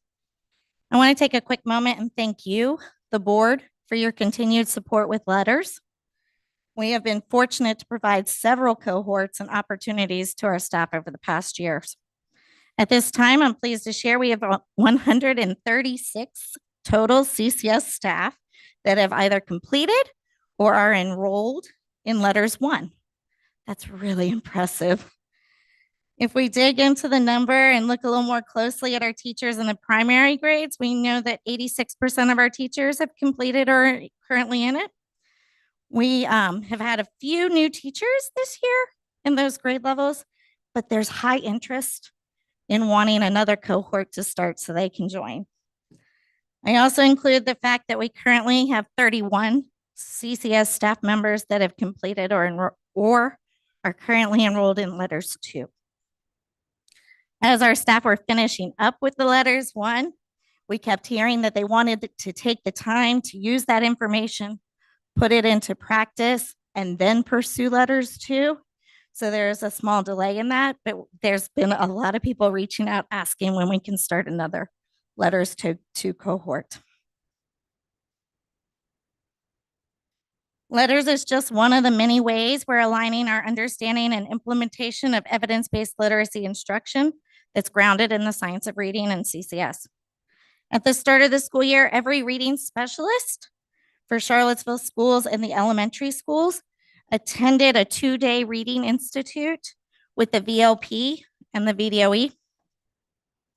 At this event, it was affirming to know that we are prepared for the implementation of the VLA in the fall of next school year. For example, we're already using state-approved Tier 1 curriculum materials. Additionally, we've used them enough that we know how to navigate our way through them to make sure that our instruction and materials align to the students' needs. Also at the VLP Institute, we learned about the Value Series, which is a professional learning series. The reading specialists are going to complete that with the lens of like a train the trainer, and then they're providing the information and instruction to our teachers and our staff. The VLA will require explicit professional learning to build or grow the capacity of teachers, and that's what we're already implementing. However, we aren't focused on just our primary grades in Charlottesville. The VLA is expanding to include grades 4 through 8. We're already exploring some options for courses similar to Letters, but it's more aligned with the upper grade student. In addition, we have some personalized professional learning happening at Walker and Buford. The Walker ELA teams have partnered with Dr. Conradi from William and Mary and Dr. Levette from UVA. Buford's ELA teams have partnered with Dr. Dubé from James Madison. Together, these teams and the consultants are focused on the acceleration of reading achievement through high-quality Tier 1 instruction. We're also excited that the format or structure of the writing SOL has changed, and it now aligns with our instruction on how students learn. The integrated reading and writing assessment allows us to teach these skills together instead of in isolation. Finally, one of the areas of the VLA that we're most looking forward to implementing is the partnership and the resource bank for our families. When a family asks, how can I help my kid learn how to read? We want to have an answer. We want to have a bank of resources and ideas that we can easily and readily share with them. The state and the VLP are both building a resource, and we're exploring ways to communicate and share that information with our community. Sorry. It's a very exciting time in literacy. Thanks to your support, the amazing team of specialists and teachers, and the forward thinking of Stephanie Tatel, we're in a really good place. Thank you for your time. I can now take your questions. Thank you so much for this wonderful report. I'll start to my right, Ms. Turner. The presentation was really good. It's cool just seeing like the data for like everything and like just really cool seeing it.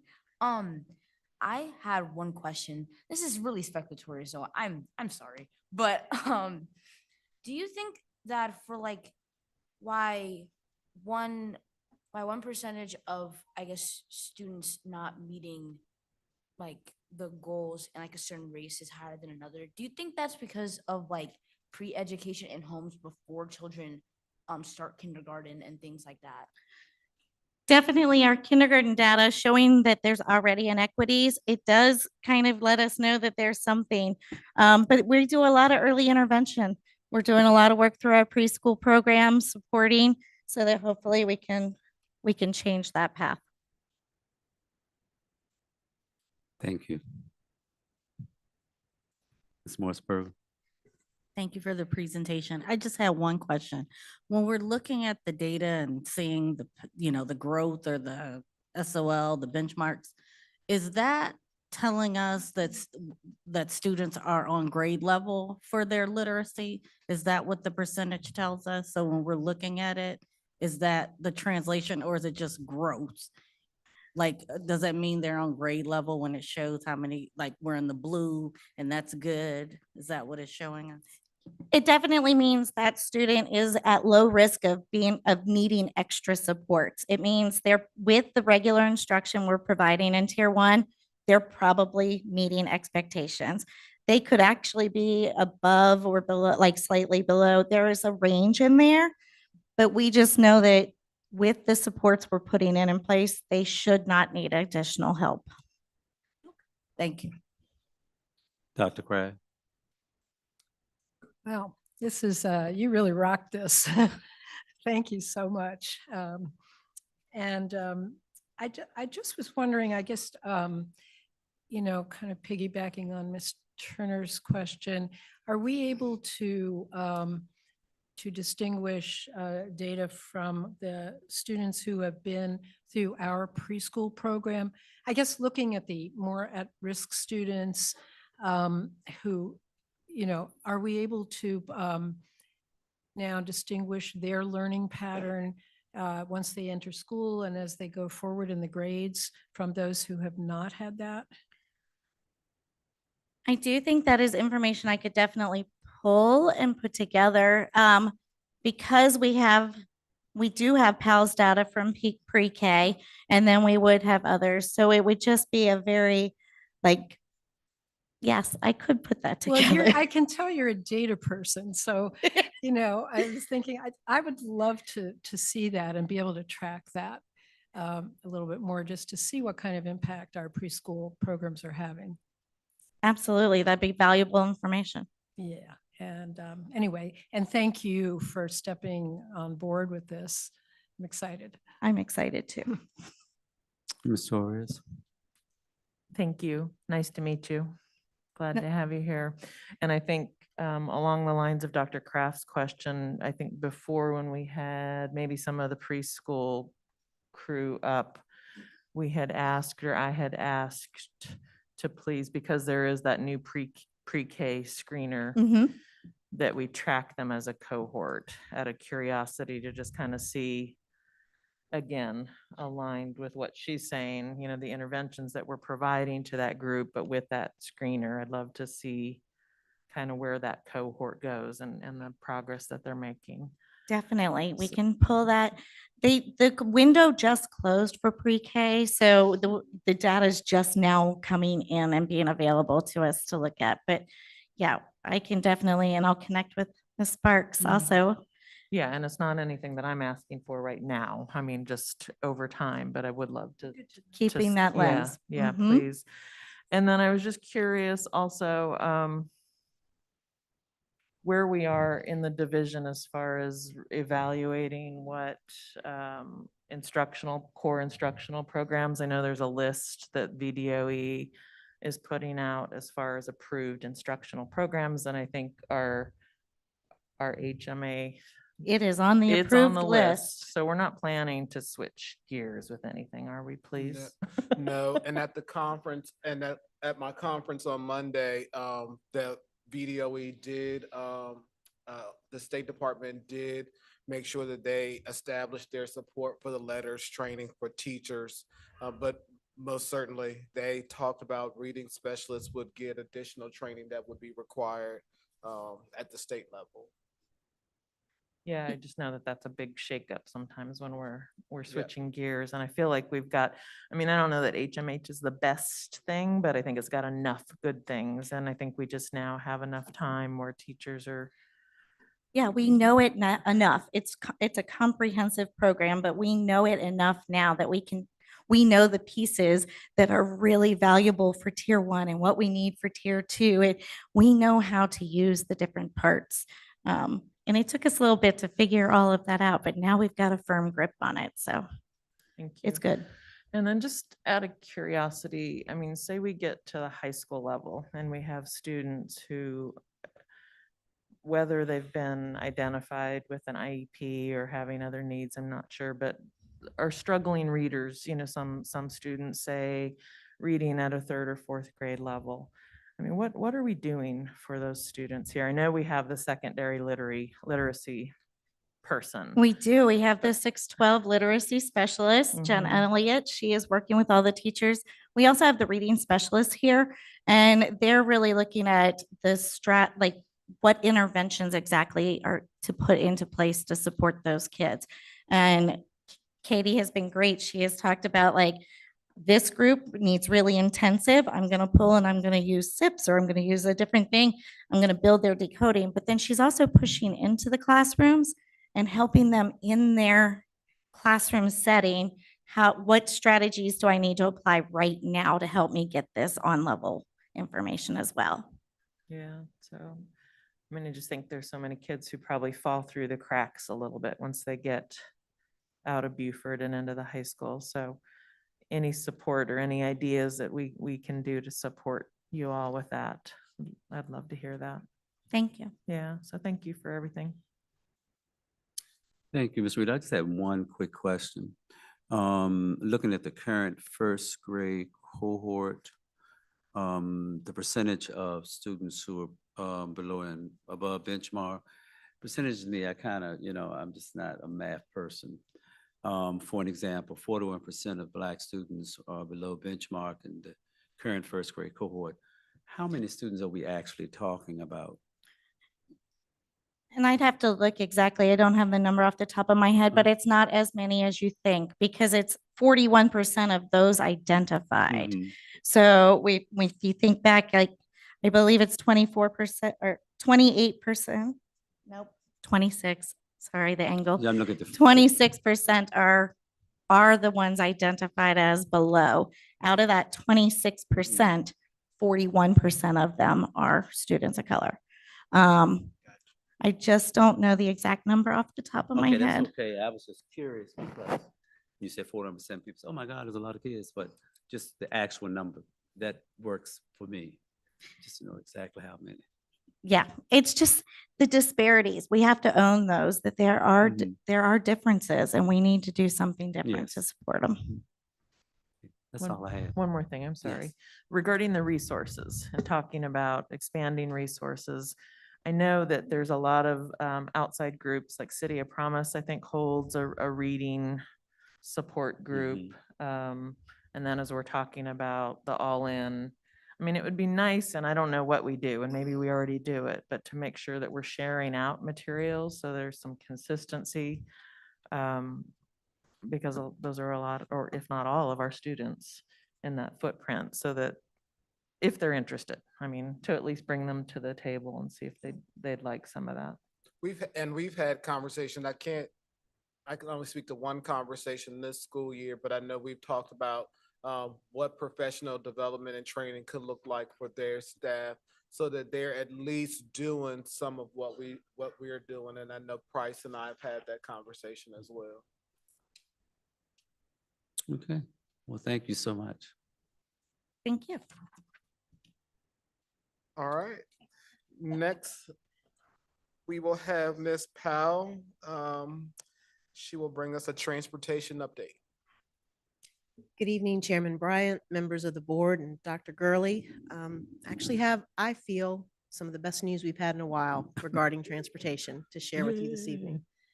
So by the numbers, where we were on October 24th, this is the last time I got a comprehensive data set from the transportation office.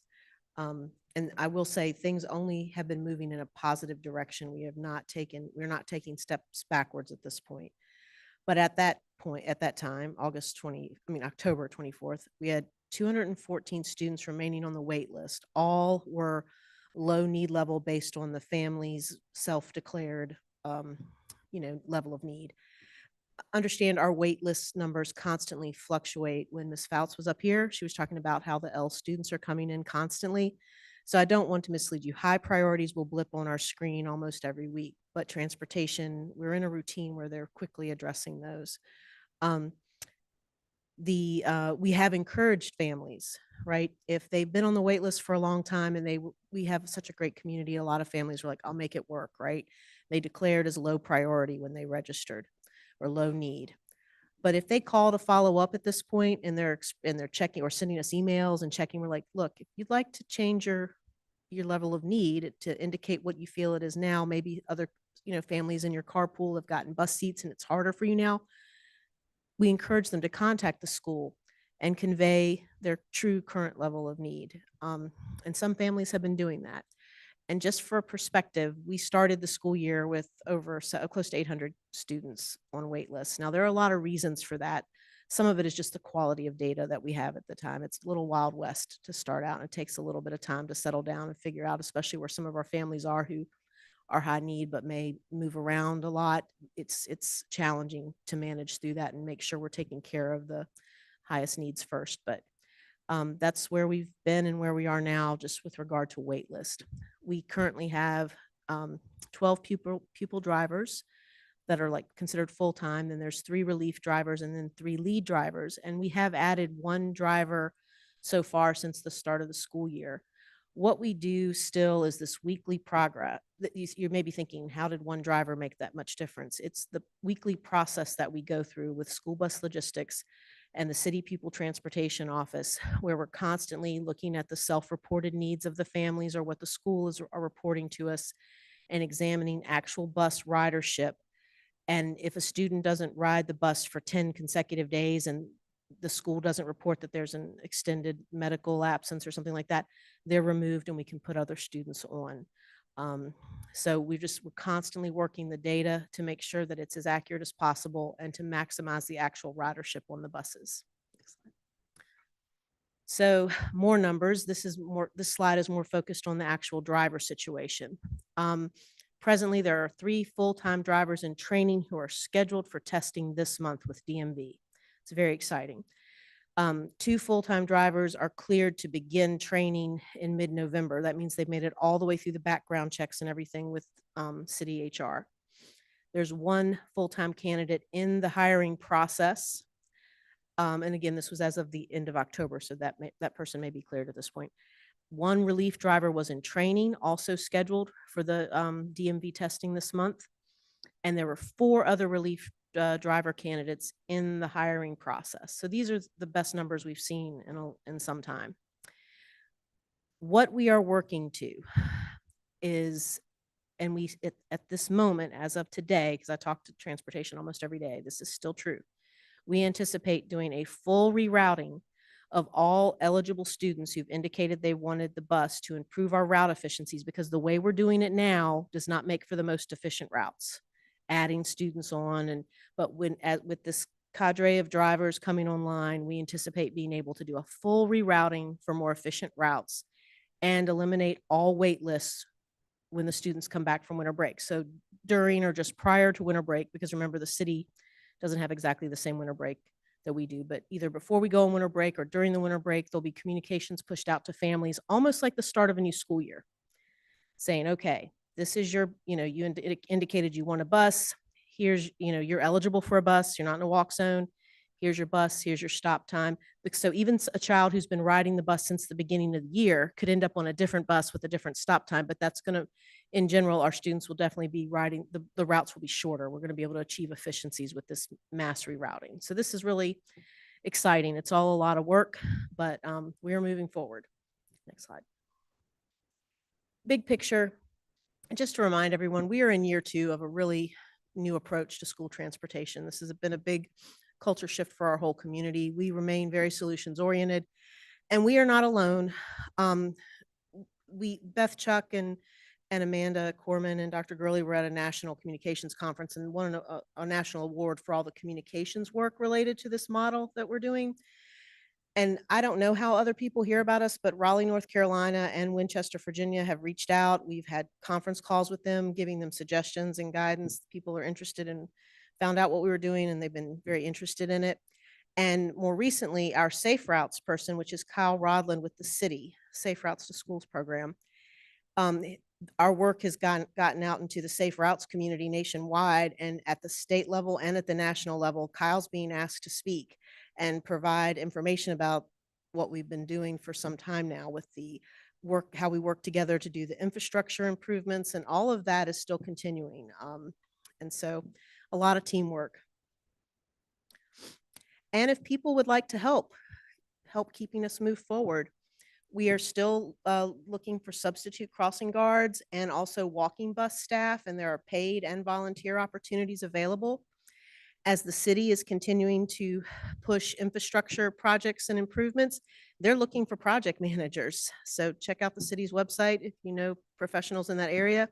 And as always, we continue to want to grow our pool of drivers, including folks who might be interested in getting the S endorsement on their regular license to be able to drive the 14-passenger activity bus.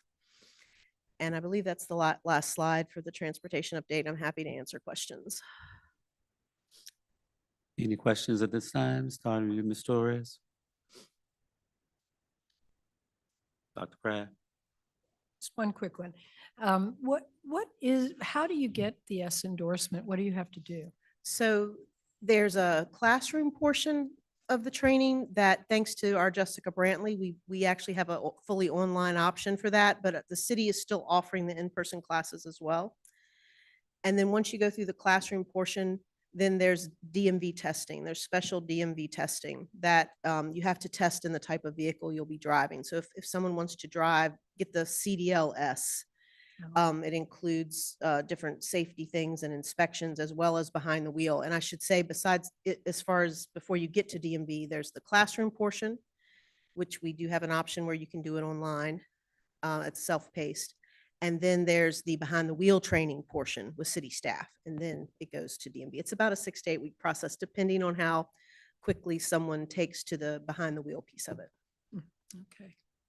So it's not too intimidating, I guess. If you're not intimidated by the size of the bus itself. No, what I've Yeah. been told is that actually there's a surprising amount of mechanical knowledge of the bus that's needed. and being able to actually inspect things on the bus, because that's part of the safety checks. There are a lot of safety requirements associated with being able to drive a large passenger vehicle, especially one with young children. So because the S endorsement is even a higher level of requirements than just a passenger endorsement on a CDL. So my husband cringed every time I drove our Suburban in certain parking areas and stuff. So I've never even entertained the idea of pursuing it. But the 14 passenger, the idea with the 14 passenger bus is that more people might be willing to get the S endorsement, which is a similar process, but you're not testing and driving that larger vehicle. You actually test on that smaller 14 passenger. Ms. Morseberg. I just want to say thank you, and that's exciting to hear. And my student got her call that she has a spot on the bus, so I appreciate all the hard work you're doing. Thank you. It's definitely a team. Okay, Mr. Morse. Ms. Dooley. Thank you. I don't want to detract or diminish from the work that's been done because it's been such a huge lift. But I can't help but connect this work with the discussion about chronic absenteeism and wondering where there is overlap. And so, as we're working at this rerouting and looking at students, I would love for us to connect with principals to see, what students are consistently not coming to school. And being proactive and reaching out to those families to see if we can pick them up. And we had a student success meeting today, and I think, we are seeing a lot of that hard work and the lift that's coming from principals. They are talking about how they are innovating with Parent Square. And they have triangulated down to the day. So today we had Burnham Moran, and they are spot on it. And so I'm very excited about sharing some of that work that they're doing. And it's going to directly tie with the attendance work that's happening with Dr. Johnson. So I'll be sharing that with you all soon. And it's been a while since we did that analysis. We did it early on in the new model with the, and what it showed at that time was that it wasn't really impacting attendance per se as far as our overall rates. But what I will say is that a lot of the students we prioritize for bus seats we're not choosing to use them. And so that's tough. And so I think it's probably worth digging into that data again. We would need help from the IT team to do that, but it's challenging because those students were prioritized and given seats early on. And then if they don't use it for a couple weeks, unless there's a known reason that they'll start using it. And that might be part of the ongoing work about enforcing an attendance policy. And maybe you don't have a choice about riding the bus if you're not coming to school. And then also like the possibility of, I don't know, like driving out of my neighborhood, I often see kids that have missed the bus because it's early and they don't have transportation otherwise. So if they miss the bus, even if they've got their backpack on, they're not going to school. And so are there, I don't know, innovative ways that we can look at I don't want to encourage a late bus, that just leads to Right, more but like- issues, but something about, when we've got kids who are actively trying to get to school because the walk to the bus stops are longer than they've been in the past and it's earlier, and maybe daylight savings next weekend will help a little bit, that it's not going to be quite so dark in the morning, but just thinking about all of this in the context of addressing absenteeism. That's a good point. And as we build capacity, I know we're committed to our walk-ins and there's so many positives from that. But at the same time, those are good points in the attendance situation. Yeah, looking for creative things to do to improve that. I don't know the answer, but it's a good question. And Ms. Powell probably going to kill me for this one, but That's but Bev, Chuck, and I talked about this because I commented about the one on your end because we picked up a student last week, and so one of the things that may come out of this with the rerouting is that some of those bus stops may move. Yes. And that one may even move even closer. So that may come out of this whole rerouting of stops. Yes, because even though we're committed to the walk zones, I talked with transportation just this morning about any area where in our language, we're consistent with our language, but where there's been any kind of rounding or, of the walk zone rounding up, looking, reevaluating those to provide the best service we possibly can while upholding the integrity of the walk zones. Ms. Turner? I don't know. Okay, Ms. Turner? All right, and Ms. Powell will give us a FY '24 budget update. Yes, thank you, Dr. Gurley. So I'm carrying this item tonight for Renee Hoover, who couldn't be here, but if you want to, basically, this year has been an unusual budget year in that we received a pretty significant budget amendment that wasn't adopted until September, and that's for this fiscal year.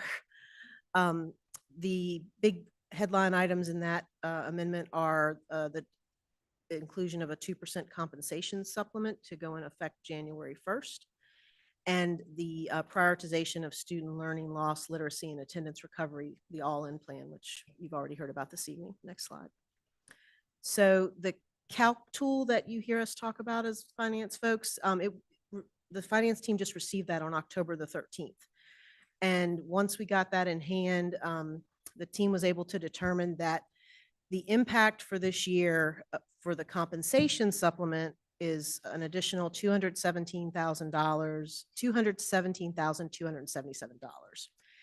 All in is much more significant amount of money at $946,637. Next slide. So those are the impacts that the calc tool showed us for this year. So let's talk more about the raise, the 2% salary supplement. The actual cost for a full year to do the 2% for our teachers and staff is $1,275,605. Part of this, of course, is the standards of quality for funding education. Ms. Dooley alluded to this, and the staffing numbers that are put forth in that are not in alignment with what any school district actually staffs to provide even the basic educational services. We do more than the basic services. Also, of course, the local composite index of ability to pay means that's, these are the reasons that the actual cost is that, but we only get $217,000 to go toward that. Nonetheless, it's nice to be able to give a salary action for staff. To implement the cost for half a year is $637,803. So the $217,000 goes towards offsetting the $637,000. We would cover the cost for this year from the additional state funding and the ESSER 3 funding. And the full year of this 2% action will have to be front loaded into the budget discussions as you're developing the fiscal year 2025 budget. Next slide. Now, the all-in funding, again, that is money. That is this year's money. Dr. Odie already covered all this very well. The tutoring 70%, attendance 10%, and 20% must go towards literacy. And you heard all about that in agenda item 9.1. I am bringing this to you as an information item because Ms. Hoover and Dr. Gurley will need board action in December on the 7th. To amend the budget for this year, because again, these are things that are taking place that came through September, October, impacting this year's budget. So you will need to recognize the compensation supplement. You'll need to recognize the all-in money and also take action to authorize the 2% compensation supplement effective January the 1st. Next slide. So if you have any questions that I can answer this evening in preparation for the action item next month, I'm happy to do the best I can. Okay, Ms. Turner, start to my right. Ms. Dooley. Mr. Morris. Mr. Morrisburg, Doctor. Okay, well, thank you, Ms. Powell.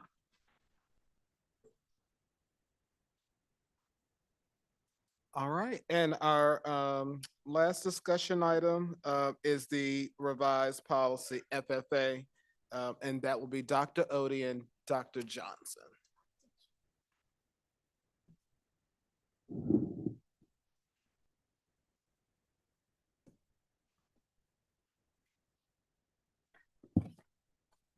All right. Welcome, Dr. Johnson. Mr. Chairman, members of the board, Dr. Gurley, good evening again. Now we will be sharing with you a policy revision for policy FFA, specifically naming of facilities and grounds. As you know, we have done extensive work over the last several years regarding the renaming of schools. We are excited about Trailblazer Elementary and Summit Elementary and look forward to the moment when their new names will be posted on their buildings and throughout their hallways. Last year, as the committee was going through the process with Burnley Moran and Johnson, we hit a standstill. And the board asked that we refine our processes for the remaining schools. That work starts here with revising policy FFA. Next slide, please. Oh, never mind. I'm sorry. I'm so used to saying next slide. My apologies. We just have the one slide tonight. It's in my script there. I'll start with the text that is stricken out. We heard from several board members that there was no desire to have any facilities named after people. So we've taken that language out of the policy. And something I want to specifically point out that we have added is the language in number 1 and 2 there. It fits perfectly with what we talked about throughout our process about place and purpose. So we wanted to make sure that we had that language in there as we continue to move forward. We want to continue as we're renaming our facilities to have purpose and place as our focus and to guide our selections of names. Please take note of the section that's directly under that, stating that no current or future schools or division buildings shall be named after individuals. That means that schools that are currently still named after individuals would need to be renamed. Also note that while school buildings would not be named after individuals in this, if this revised policy is approved, the board could choose to honor the contributions of truly outstanding individuals by naming portions of school facilities after them, including rooms or sports facilities or parts of grounds as ways to recognize these great people. You can see there also that we added some gender neutral language there below that. And I believe that's all that we have. So this policy revision is for information. Tonight, our communications team stands ready to prepare communications to the families of schools that are named after people. They would do that work over this next month, over these next several weeks, to make them aware that this revised policy is under board review. It is the superintendent's recommendation that in December, the board take action on this revision, or if it is the will of the board, to provide additional revision requests. We are happy to take questions at this time. And I want to say, just jumping in before the comments from the board, this work, and that's the reason why Dr. Johnson is there as well. As a part of this work, the team has started to craft regulations and a standard operating procedure that will help to guide the work of the committee. That work was, those documents and those guidelines and that work had not been done before. You all said, we heard that part loud and clear, like what's governing the work. But we know, well, this governs the work, but what's leading the charge in the work. So the other part of the lift in this is the regulation and the standard operating procedures. But most certainly those things can't be rolled out concurrently without knowing what will govern the process. And so that's the reason Dr. Johnson is there. And so there is another component to this that will help to facilitate the work a little differently. And the team is ready to pivot the work one way or the other, depending on what the outcome of the work is. But just wanted to say that before you all begin in discussion. Yes, start with you, Ms. Torres. I'm impressed that you remember if you're going left or right. Of course. Now that I could. I wasn't sure. Anyway, no, I wanted to thank you for the work. I was curious about, yeah, just the committee, the components of the committee, Dr. Johnson, Dr. Odie, and who else is on that committee doing that work again? The communications team. Okay. And I've also participated. Yeah, well, thank you for that. And I do look forward to seeing this is the what, and then to see the how. Just out of curiosity, because it seemed like that's what tripped us up more than anything. So thank you. Dr. Kraft. Just a quick question. Will the renaming committee that has existed before this still be in existence, or is that committee dissolved and replaced by either the group that, the working group that you have, or a different naming committee? So after the policy is approved or amended, after we have adopted a policy, there will be a standard operating procedures that will guide the work, that will be clear to anyone who picks it up what happens. It's a if-then, definitely works in a logic model, but that will be rolled out because there's specific language to the policy and to the regulation that will need to happen. So this work is the precursor. So after this, then any persons who choose to assemble will have an outline of what happens and how it comes back to the school board. And it's directly tied back to the policy. So stay tuned. Thank you for your work on this. Ms. Morrisburg. I only have one comment, and it's not really, it's just a thought, just out there thinking. I don't know if I agree with the naming the buildings or the rooms, or because it just seems like we're right back in the same place we would have been before. But also saying that, there are also some really great teachers who I think like, oh, they retired. That would be nice to remember Miss So-and-so or Mr. So-and-so. So I can see where it's coming from. And so it's two sides of it. But I also want to be very cognizant of the fact that we were working on this policy because so many things are named after, people who there's problematic things in their past when we look at it under a current lens.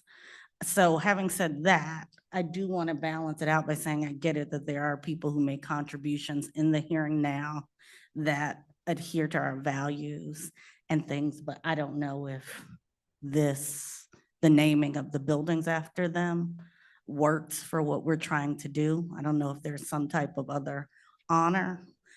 It's just that when we get into people, it just gets problematic.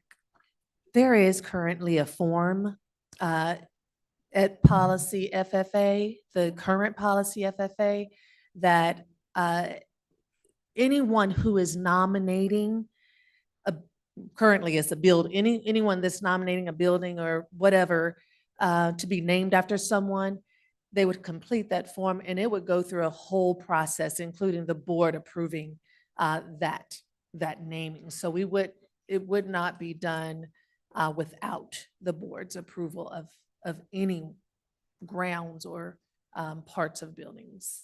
So just, of course, once the policy, whatever we land at with the revised policy, once that is finished, then the work will be, the next steps will be to revise the the form and everything else that's involved in the standard operating procedure that Dr. Johnson has been working so tirelessly on. So there's all of that that comes next. But just know that there would absolutely be a process that you all would be part of as a board. Mr. Morris? I guess for me, just kind of piggybacking off of the last comment, it just feels it probably should be one way or the other. I think there's great people that we could honor, but at the same time, I feel like I'm not speaking up loud now. There are great people that we can honor, but it kind of just moves it into a different space, and then the conversation can continue. So for me, I feel as though we need to move. It's okay for individuals, but we're going to reevaluate the individuals, which is to some degree what we've been doing, or just say no individuals are named on school premises. Yeah, I'll leave it at that for now. I want to make sure that just for the purposes of codifying this, so are you saying with regards to the current policy that no people, I just want to make sure I'm hearing you, Mhm. no people in terms of schools, because that's public facing, and no people in terms of complexes? Is that the current complexes? Is that future? Or do you? To me, there's no difference. Right. So I would say current and future. I would say if we're gonna allow a name to be in the name of a gym, all right? Who's to say that that doesn't become an issue later on? And I understand that the school board could change that name later on, but it just seems as though you're setting yourself up for another opportunity to have this discussion. So for me, it's we allow individuals to be named on school buildings in addition to facilities, or you go away from it completely. What about our track here at CHS? Listen, I understand that there are certain individuals that should be honored. I'm just saying, I feel as though for the policy, we should go one way or the other. But are you saying then that we should change the name of our track? I am saying, If if we are saying no individuals, it should not just be for the public facing school building, but all of school grounds. It should be, to me, one way or the other. We, if I may, we have the MLK PAC and some other things currently in place to consider. Dr. Johnson was just making the recommendation that something for you all to consider if we were to keep some names we could consider after every 5 years, or change the policy and consider after every 5 years. So just a few nuggets for you to consider at this very challenging topic. Yeah, I tend to be in agreement with Mr. Morris about wanting the policy to be one way or the other. I also I don't know, I don't want to be in a position on the school board of having to decide this retiree is worthy of a space named after them and this one isn't. That piece, I think the currently existing spaces are more difficult to untangle, but the future piece, I think for sure moving forward, I'm not interested in naming after people if that's the will of the board and what the policy reads. But certainly we have some existing spaces that would be tough to justify taking the names off of, but I like policies to be clean, and as this reads, I don't think that it is. Ms. Turner? I probably won't have much say in this either way, but I guess for me, it's just I don't really see a problem with things being named after people. I think it just depends on what person in the background of that person. So I understand why a lot of like the elementary school names were changed because of the backgrounds of a lot of the people.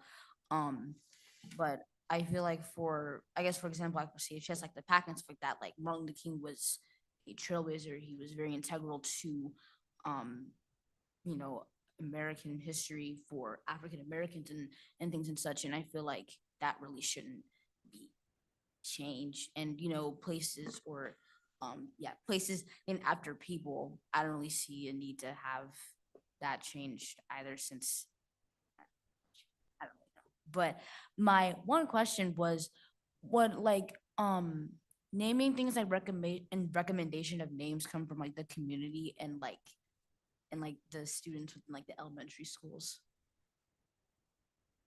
I'm not sure if I could you repeat your question? Yeah, would for like naming like different buildings, or I guess in the future different like parts of a building, would like the recommendation of like things to name it come from like members of the community and like members of like the school and stuff like that? Yes, we'd want to involve the community, the students of the specific school and families, all of that. And that's the work that we had done when we worked to rename Venable to Trailblazers and Trailblazer and Clark to Summit. So yeah, it would be a similar group of stakeholders involved in that work. Mr. Bryan, can I add one more Mhm. thing to the discussion? Sorry. When we're talking about the current facilities, and you were talking about the track in particular, isn't, if it was funded, it wasn't all the school. It was like a donation. It wasn't from do you know what I'm saying? I think that might be a little different, because moving forward, if you go, hey, I'm from wherever and I want to build this thing, you have to name it after me, we can always say no. But I think that might be a little different as far as the discussion goes. But just food for thought. And there's currently regulations that's attached to that. And it talks about those philanthropic donations. And It's in the policy yes, too, it's in Dr. the- Gurley. also, And I'm so sorry to interrupt No, you. no. Thank you. for saving The me. second page of the policy, the school board shall also have the responsibility to authorize naming rights for portions of school facilities in order to provide recognition for private individuals or corporate entities that make a significant financial contribution to benefit Charlottesville City Schools. That's been in there. It's not new, so we didn't strike through it or add it.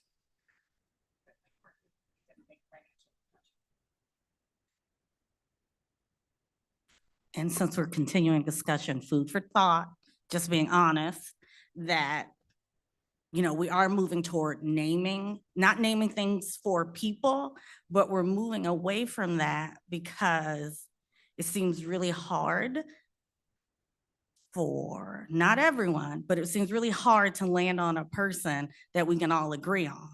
I would be completely okay with it being named after MLK, but in order to make it so that there's not blowback, then we're in the situation of treating everyone the same when they're really not the same. But it's like, in order to rectify the situation, you can't rectify it by saying, hey, we're gonna take down this name and replace it with this person who I think is more worthy of the honor, even if that's what I truly believe, because I would leave the MLK Center. So it's kind of not a conundrum, it's just, you know, we're changing names for a reason. And so when we're trying to put in these little caveats about who it can be named after, if we name it after a person, at some level, we have to be honest and say, we're changing Venable's name for a reason, that that's not someone we want to honor. And that if the music center is named after MLK, that's because that is someone we want to honor. But that might be a stance for a future board to take. But at some point, we have to be honest and say, like, part of the reason you can't take one name and replace it with another name is because it's going to upset people. And also on the football field is also named after two individuals as well. And that was recently done about 3 or 4 years ago, 5 or 6. I just want to add that this for me is very challenging. Born and raised in Charlottesville, native product of the Charlotte City Schools. And when I think, when we're coming down the pike, when I think about people like Nanny Cox Jackson, who taught at Jefferson School, her granddaughter, Teresa Walker Price, who also worked in the Charlottesville City Schools. Miss Fire, and based on what I read, she was a prominent educator. But the only thing that I disagree in terms of her writings, her books, who depicted African Americans not in a kind light. And then when I think about Lugo McGinnis, Miss Rebecca McGinnis taught at Jefferson School and was awarded an honorary doctorate at age 100. So Dr. Rebecca McGinnis at Hampton University. And I think about Alicia Lugo, who was a former chair of the Charlottesville School Board, former teacher who made great contributions in this community. I just think that we need to really work on reaching out to these individuals' families, just to, and the community at large, to get some feedback. These were the only schools, or the only facility named after African Americans in Nanny Cox Jackson. So all these were prominent African American educators. So I think when we talk about the track, Curtis Elder, who made a great contribution here in the Charlottesville City Schools, and Garwin DeBerry, I forgot, it's another individual coach, they had a joint name. But these are all prominent people who made great contributions to our school system. And it just, I think we need to really reach out and get feedback from the community and the families of these people, because these were great educators. And Mrs. McGinnis taught my father in the 1930s. I still have report cards that she signed and my grandmother signed. So I think we need to really, think about, the direction we're going in terms of, because these were great African-American educators in this community.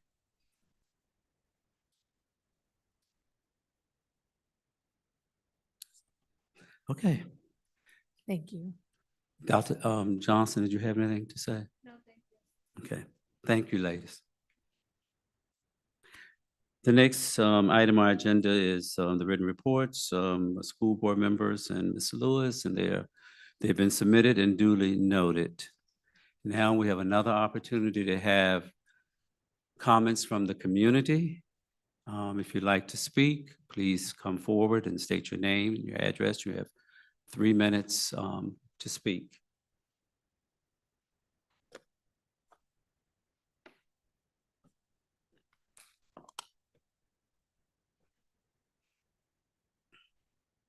Good evening, Chuck Moran, native of Charlottesville. I live in the Cherry Hill subdivision at the end of Cherry Avenue. I am a graduate of Venable Elementary and Lane High School. And I rise for a couple of reasons. One is to thank the board members whose terms are about to expire, and to wish you well as you move on beyond this work that you've put in. And I really do appreciate it as a citizen, taxpayer, and alum of the city schools for the work that you all have put in. I also would like to remind the board that I have lived, breathed, and slept this issue of renaming since January, when I became aware of what was happening with my own great aunt's name, Sarepta Moran, for whom Burnley Moran was named. And the previous discussion illustrates in great form how difficult this issue is. The things that Mr. Bryant was just pointing out are absolutely worth keeping under consideration. as is the reputation of all of the educators. The whole idea of looking back with presentism is a difficult thing to do. When we take the values of today and try to apply those to the activities of people that undertook those activities in their day, we're going down a really slippery slope. That's not to defend any of the name changes at all, but I'm just illustrating the difficulty that we've got in front of us for facing this challenge. Many school divisions across the country have gone down this slope. Many have failed, faltered, and I just want to make sure that we get this done right. So anyone who is interested, my sister and I have put our philosophy together in a webpage. It's at what'sinaname.info. That's what'sinaname.info. You will not be surprised that we point out deficiencies in the current process. We also point out things that we feel like we could help with. I am here to help. I've got over 40 years in marketing and communications, and if there's anything I can do to help rectify the process for anyone who's involved with this new committee formation, I'm here to help. I just think that it is a very difficult situation, but it can be rectified and we can lead. And I want to see Charlottesville, of all communities, take this leadership opportunity and show the rest of the country how this kind of thing can be done properly and beautifully. Thank you. Thank you. Is there anyone else in the room who would like to speak at this time? Mr. Como, do we have anyone on Zoom or in the Zoom room? I have somebody with the name of Zana Bryant, and once I promote you, you will have 3 minutes for comment. You should be able to unmute at this time. Ms. Bryant? Okay, I'm unmuted. Can I speak now? Yes. Okay. Good evening, everyone. This has been a really good meeting. Like, I almost forgot about it, but I'm so glad that I was able to see the live stream on Facebook. So good evening. Thank you so much for all the work that you all are doing. I just have a couple of quick points, and they're all positive. So for the Better Together boost, I think that sounds like a great idea. I know that I personally would have benefited from it during some of my academic low points, and I know some other students would have too, had it existed when I was in school. So thank you so much for doing that. I think it's going to be great, and it's a great proposal. To Ms. Dooley's comments about missing some students at certain schools, I just wanted to if I could thumbs up her comments in real life, I would do that. I think that people should be thinking about the students who could use a little extra help at schools like Venable, for example, where I went to elementary school, and there are a bunch of high achieving students. And when we would be around students from Burley Moran or Greenbrier, it would be like, oh, Venable, they're so smart, high gifted education program and all of that. But there are also some students who could really use help. And I just hope that those students aren't, again, in the shadows of the high achievement of their peers. So yeah, I just wanted to emphasize what she said. Also, I just wanted to say thank you for all of the bridge building work that's happening in the community. My grandma has been a crossing guard for her second year now. She loves it so much. She really looks forward to dressing up for the students for Halloween. She spends weeks thinking about her costume. She asked me to go to multiple stores with her to put it together. So I'm highly involved in this as well. But she really loves interacting with the LMA students. And I also think that the walking bus is a great community building opportunity. And even though it came from a dire need for students to get home safely, I think that it's given opportunities for neighbors to come outside when the students are walking home from school and be a part of helping to make sure they make it home safely and to just say hello, especially on Fridays and stuff like that. And in my neighborhood, where I grew up, 10th and Page, I think that that's such a positive thing. So I'm really grateful for that, grateful for Ms. Martin and the staff at Venable. Thank you to Dr. Gurley for, again, being committed to making sure that bridges are being built across the community. It means a lot to see people out in the middle of the day, smiling, greeting each other, and having friendly interactions, especially in that neighborhood. And I'm sure Mr. Bryant can also attest to that as well. So yeah, grateful for all of your work. To the school board members who will be leaving soon, whose terms are ending, thank you for everything you've done. And we are better together. So I hope that I'm also able to be a part of the upcoming volunteering opportunities. So everyone have a great evening. Thank you. Thank you, Ms. Bryant. very much. Is there anyone else?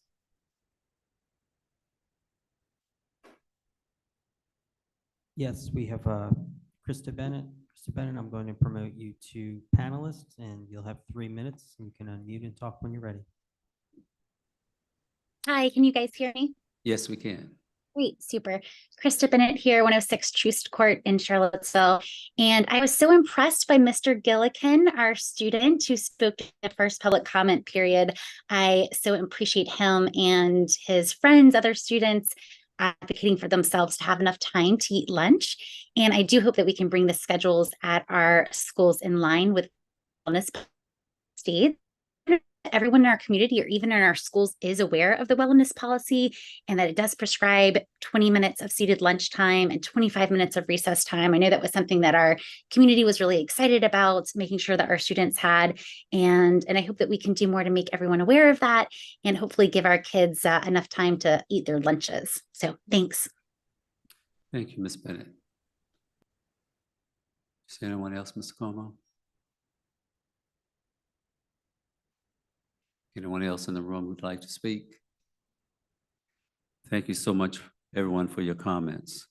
Now we will pivot to comments from the board, and I think I will look to the right. Ms. Turner.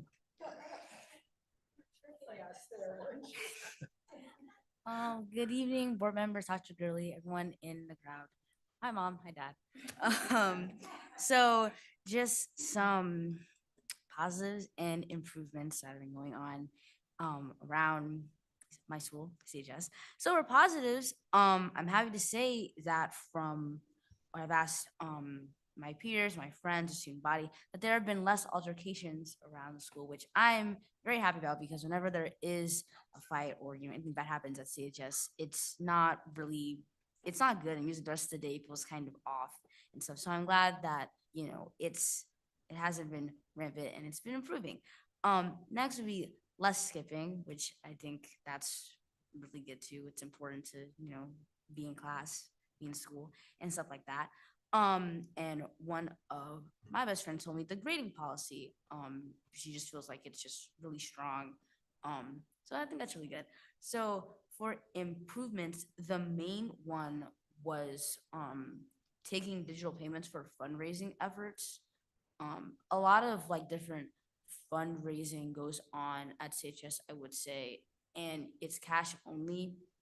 And I know that's not the most convenient for everyone since there are things like Cash App, Venmo, Apple Pay, and Apple Cash. And I'll say, as someone who uses Apple Pay, it is really convenient just to hold my phone up to a card reader, click the button twice, and then just have the money go through. Instead of having to remember to bring $2, and then when I get to school, I forgot to bring $2, and I don't have $2. So I just hope that we will take that into consideration moving forward. The next biggest thing was just making sure that the bathrooms have proper amenities for young women, and by this I mean like tampons and pads and things like that. And at CHS, I only know one bathroom that has the dispenser, and it's in the hallway that's kind of far from the classrooms. It's in the music and arts hallway. So I'm pretty sure it's also broken. So I'm not I usually don't use the dispensers when they are working, but I know for people who do forget to bring stuff like that with them, it's really important that those are up and working all around the building and all in the bathrooms and things like that. But that's everything. Thank you so much. Ms. Dooley. It's very fun to see your parents here. I'm going to make my parents log on to the Zoom link next month. But no, I just, as we're entering into November, just want to share my gratitude with the staff and families and students in our division. I got to spend Monday afternoon at Buford and really enjoyed my time in that building. The construction is kicking. It is really coming along, which is very exciting. Last week at Lugo McGinnis, we got to hear from Mr. Trotter last meeting. And if you haven't had a chance to go visit, I highly encourage it. Some really exciting things happening there. So yes, just as we head to Thanksgiving, I'm thankful. Mr. Morris. Yep, I'll just make a quick comment, a little bit circling back around into renaming and some of the people that were mentioned, Coach Elder, D. Berry, even Miss Lugo. Miss Lugo worked with my mother when I was born to a single mother at 16 years old to make sure that she got through high school. So I'm not discounting the impact that people made. For me, it's just more so choose one pathway or the other. Ms. Morseberger? I would just like to say, just to circle back, only because, you know, I can feel a little more free to speak openly, more than I did before. To just say that I don't think that the renaming things are complicated. I think that you can look at past people under a lens of today, because I can look back and there are plenty of abolitionists, there are plenty of people who marched for civil rights, there are plenty of people who during their time said that the things I see around me happening are not right. And I think that there could be a policy where you name things after people who meet a certain criteria. But I don't think that there is, I don't know if we can do it here, because we are all, or I feel like the argument gets tiptoed around a lot. Like, you know, if we wanted to name something after, you know, Miss McGinnis, people who are doing work that worked with people across all racial, you know, groups when it was not a popular thing to do. To me, this is not complicated, but as a community, we have to decide what type of conversation we want to have and how we want to move forward. And some conversations I think might be too much for some people, but this is just me saying what I think. Like we're trying to go forward and make it as fair as possible, when the way it was before wasn't fair at all. And so we're kind of overcompensating and everyone is kind of getting punished because there was no procedures or policies in place for the decades and decades and decades before, and there was no problem. So I will leave that up to the future board, but I think that some things are pretty black and white. And other than that, I would just like to say to everyone, I hope that they're enjoying the fall, and that with all of the events going on in the world, that everyone is taking care of each other and looking out for each other, and you know, taking care of yourself and doing the best you can. And that's it. Thank you. Dr. Kraft? Well, I've written a few things because this is a little hard for me. And Ms. Morseberger, thank you for how you ended your comments. It's a good segue to what I want to say. Since our last board meeting, and since the October 7th attack on Israel by Hamas, the world has seen a tremendous surge in anti-Semitic and anti-Muslim sentiments and acts. We are witnessing a horrific war in Israel and Gaza, which has rightfully upset all of us, including our students. At times, the horror at what has happened and feelings of helplessness at not being able to do anything have morphed into more extreme forms of hatred and vilification based on ethnic or religious identity. Our students are not immune from this. Jewish students are hearing and seeing demonstrations and acts of hatred reminiscent of the Holocaust. They are anxious and unsure of what those around them are thinking of them because they are Jewish. There is an eerie silence in the air. As a Jewish person, I feel this myself. Some Muslim students are likewise anxious and fearful that they will be equated with the actions of Hamas, or that their Jewish peers do not care about the plight of Palestinian civilians in Gaza. The history of this region is so very complicated and hard to understand. Those of us who care deeply about social justice try to sort the players into victims and villains. I hope that we, Charlottesville schools, can use our platform as educators to use education and dialogue to make sure our students can remain peers and friends. And those teachers and admin who have relationships with our students, please check in with them to make sure that they are okay. Thank you. Thank you, Dr. Kraft, for sharing that powerful statement. We do appreciate you and we are vigilant. Thank you. Ms. Torres. Yes, thank you, Dr. Kraft. And thank you, Ms. Morseberger. I appreciate you as well. Your thoughts and your heart and your voice. And the same with you, Mr. Bryant. So all three of you have had such wonderful contributions and we'll celebrate you more next month. But thank you all for what you shared tonight.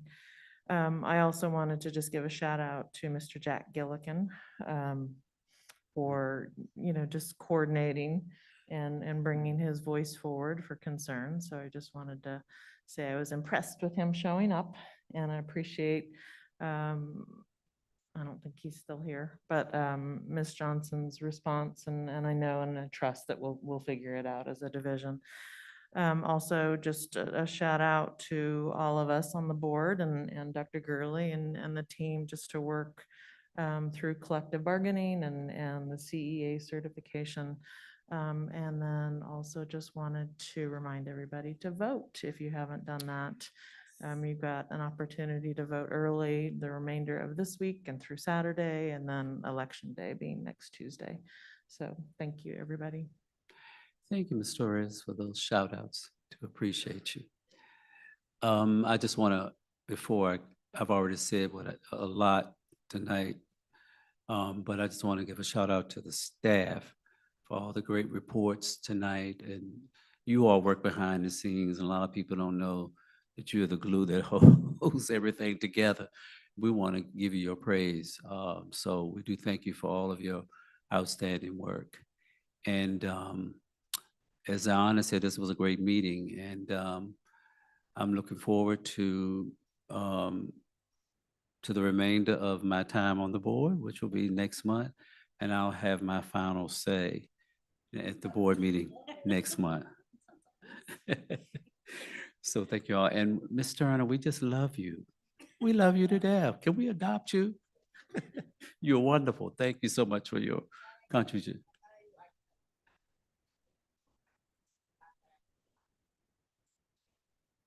Oh, yes, and we are loving it. Thank you so much for sharing your gift. Now, without further ado, Dr. Gurley.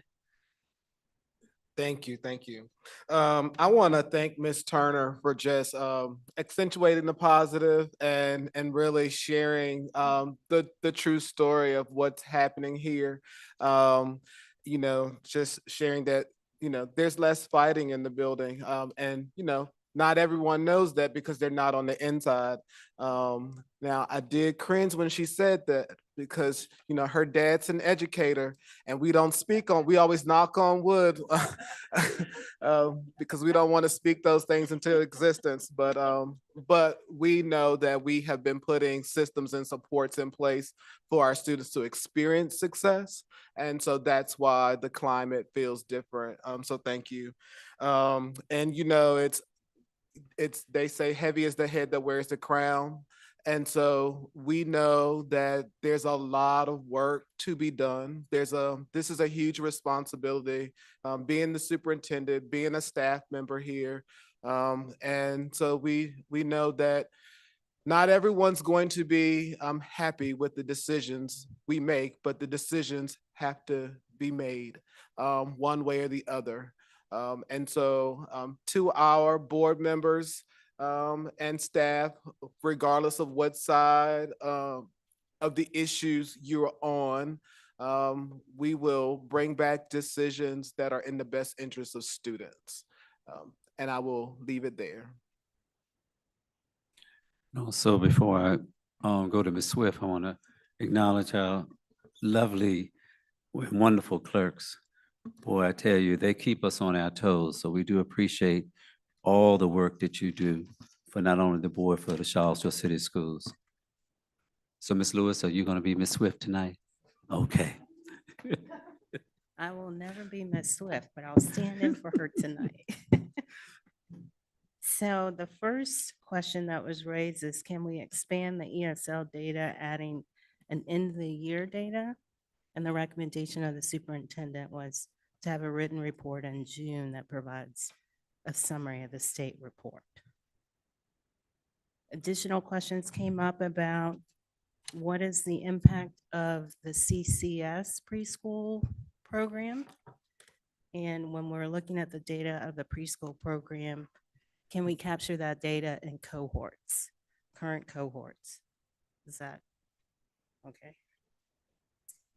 Ms. Lewis, specific to that pre-K screener, and then Oh, just in the literacy tracking moving forward with Was the that the cohort. VKRP or is that the VKRP you want? There's a new, last year we used a,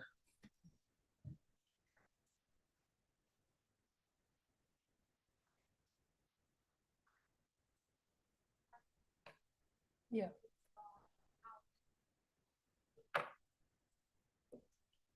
yeah, and that's fine. I mean, looking at that, looking at our students specifically, but with that new screener that they're using for literacy and then tracking them by cohort to just kind of see the impact of that, and whether we're capturing them and then what types of interventions, we're able to focus in on. Does that make sense?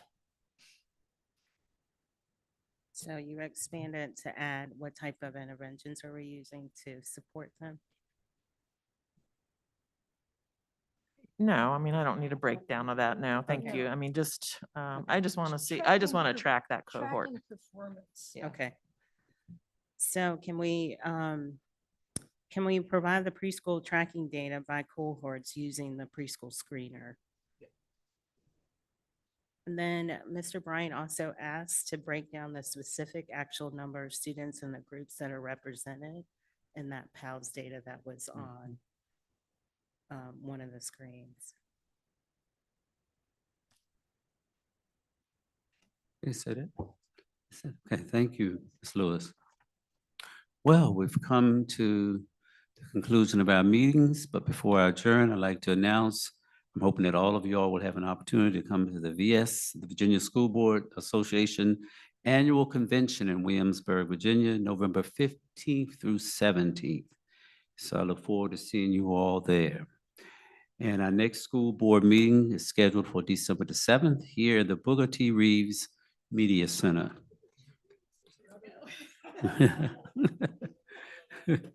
Yes, Media Center.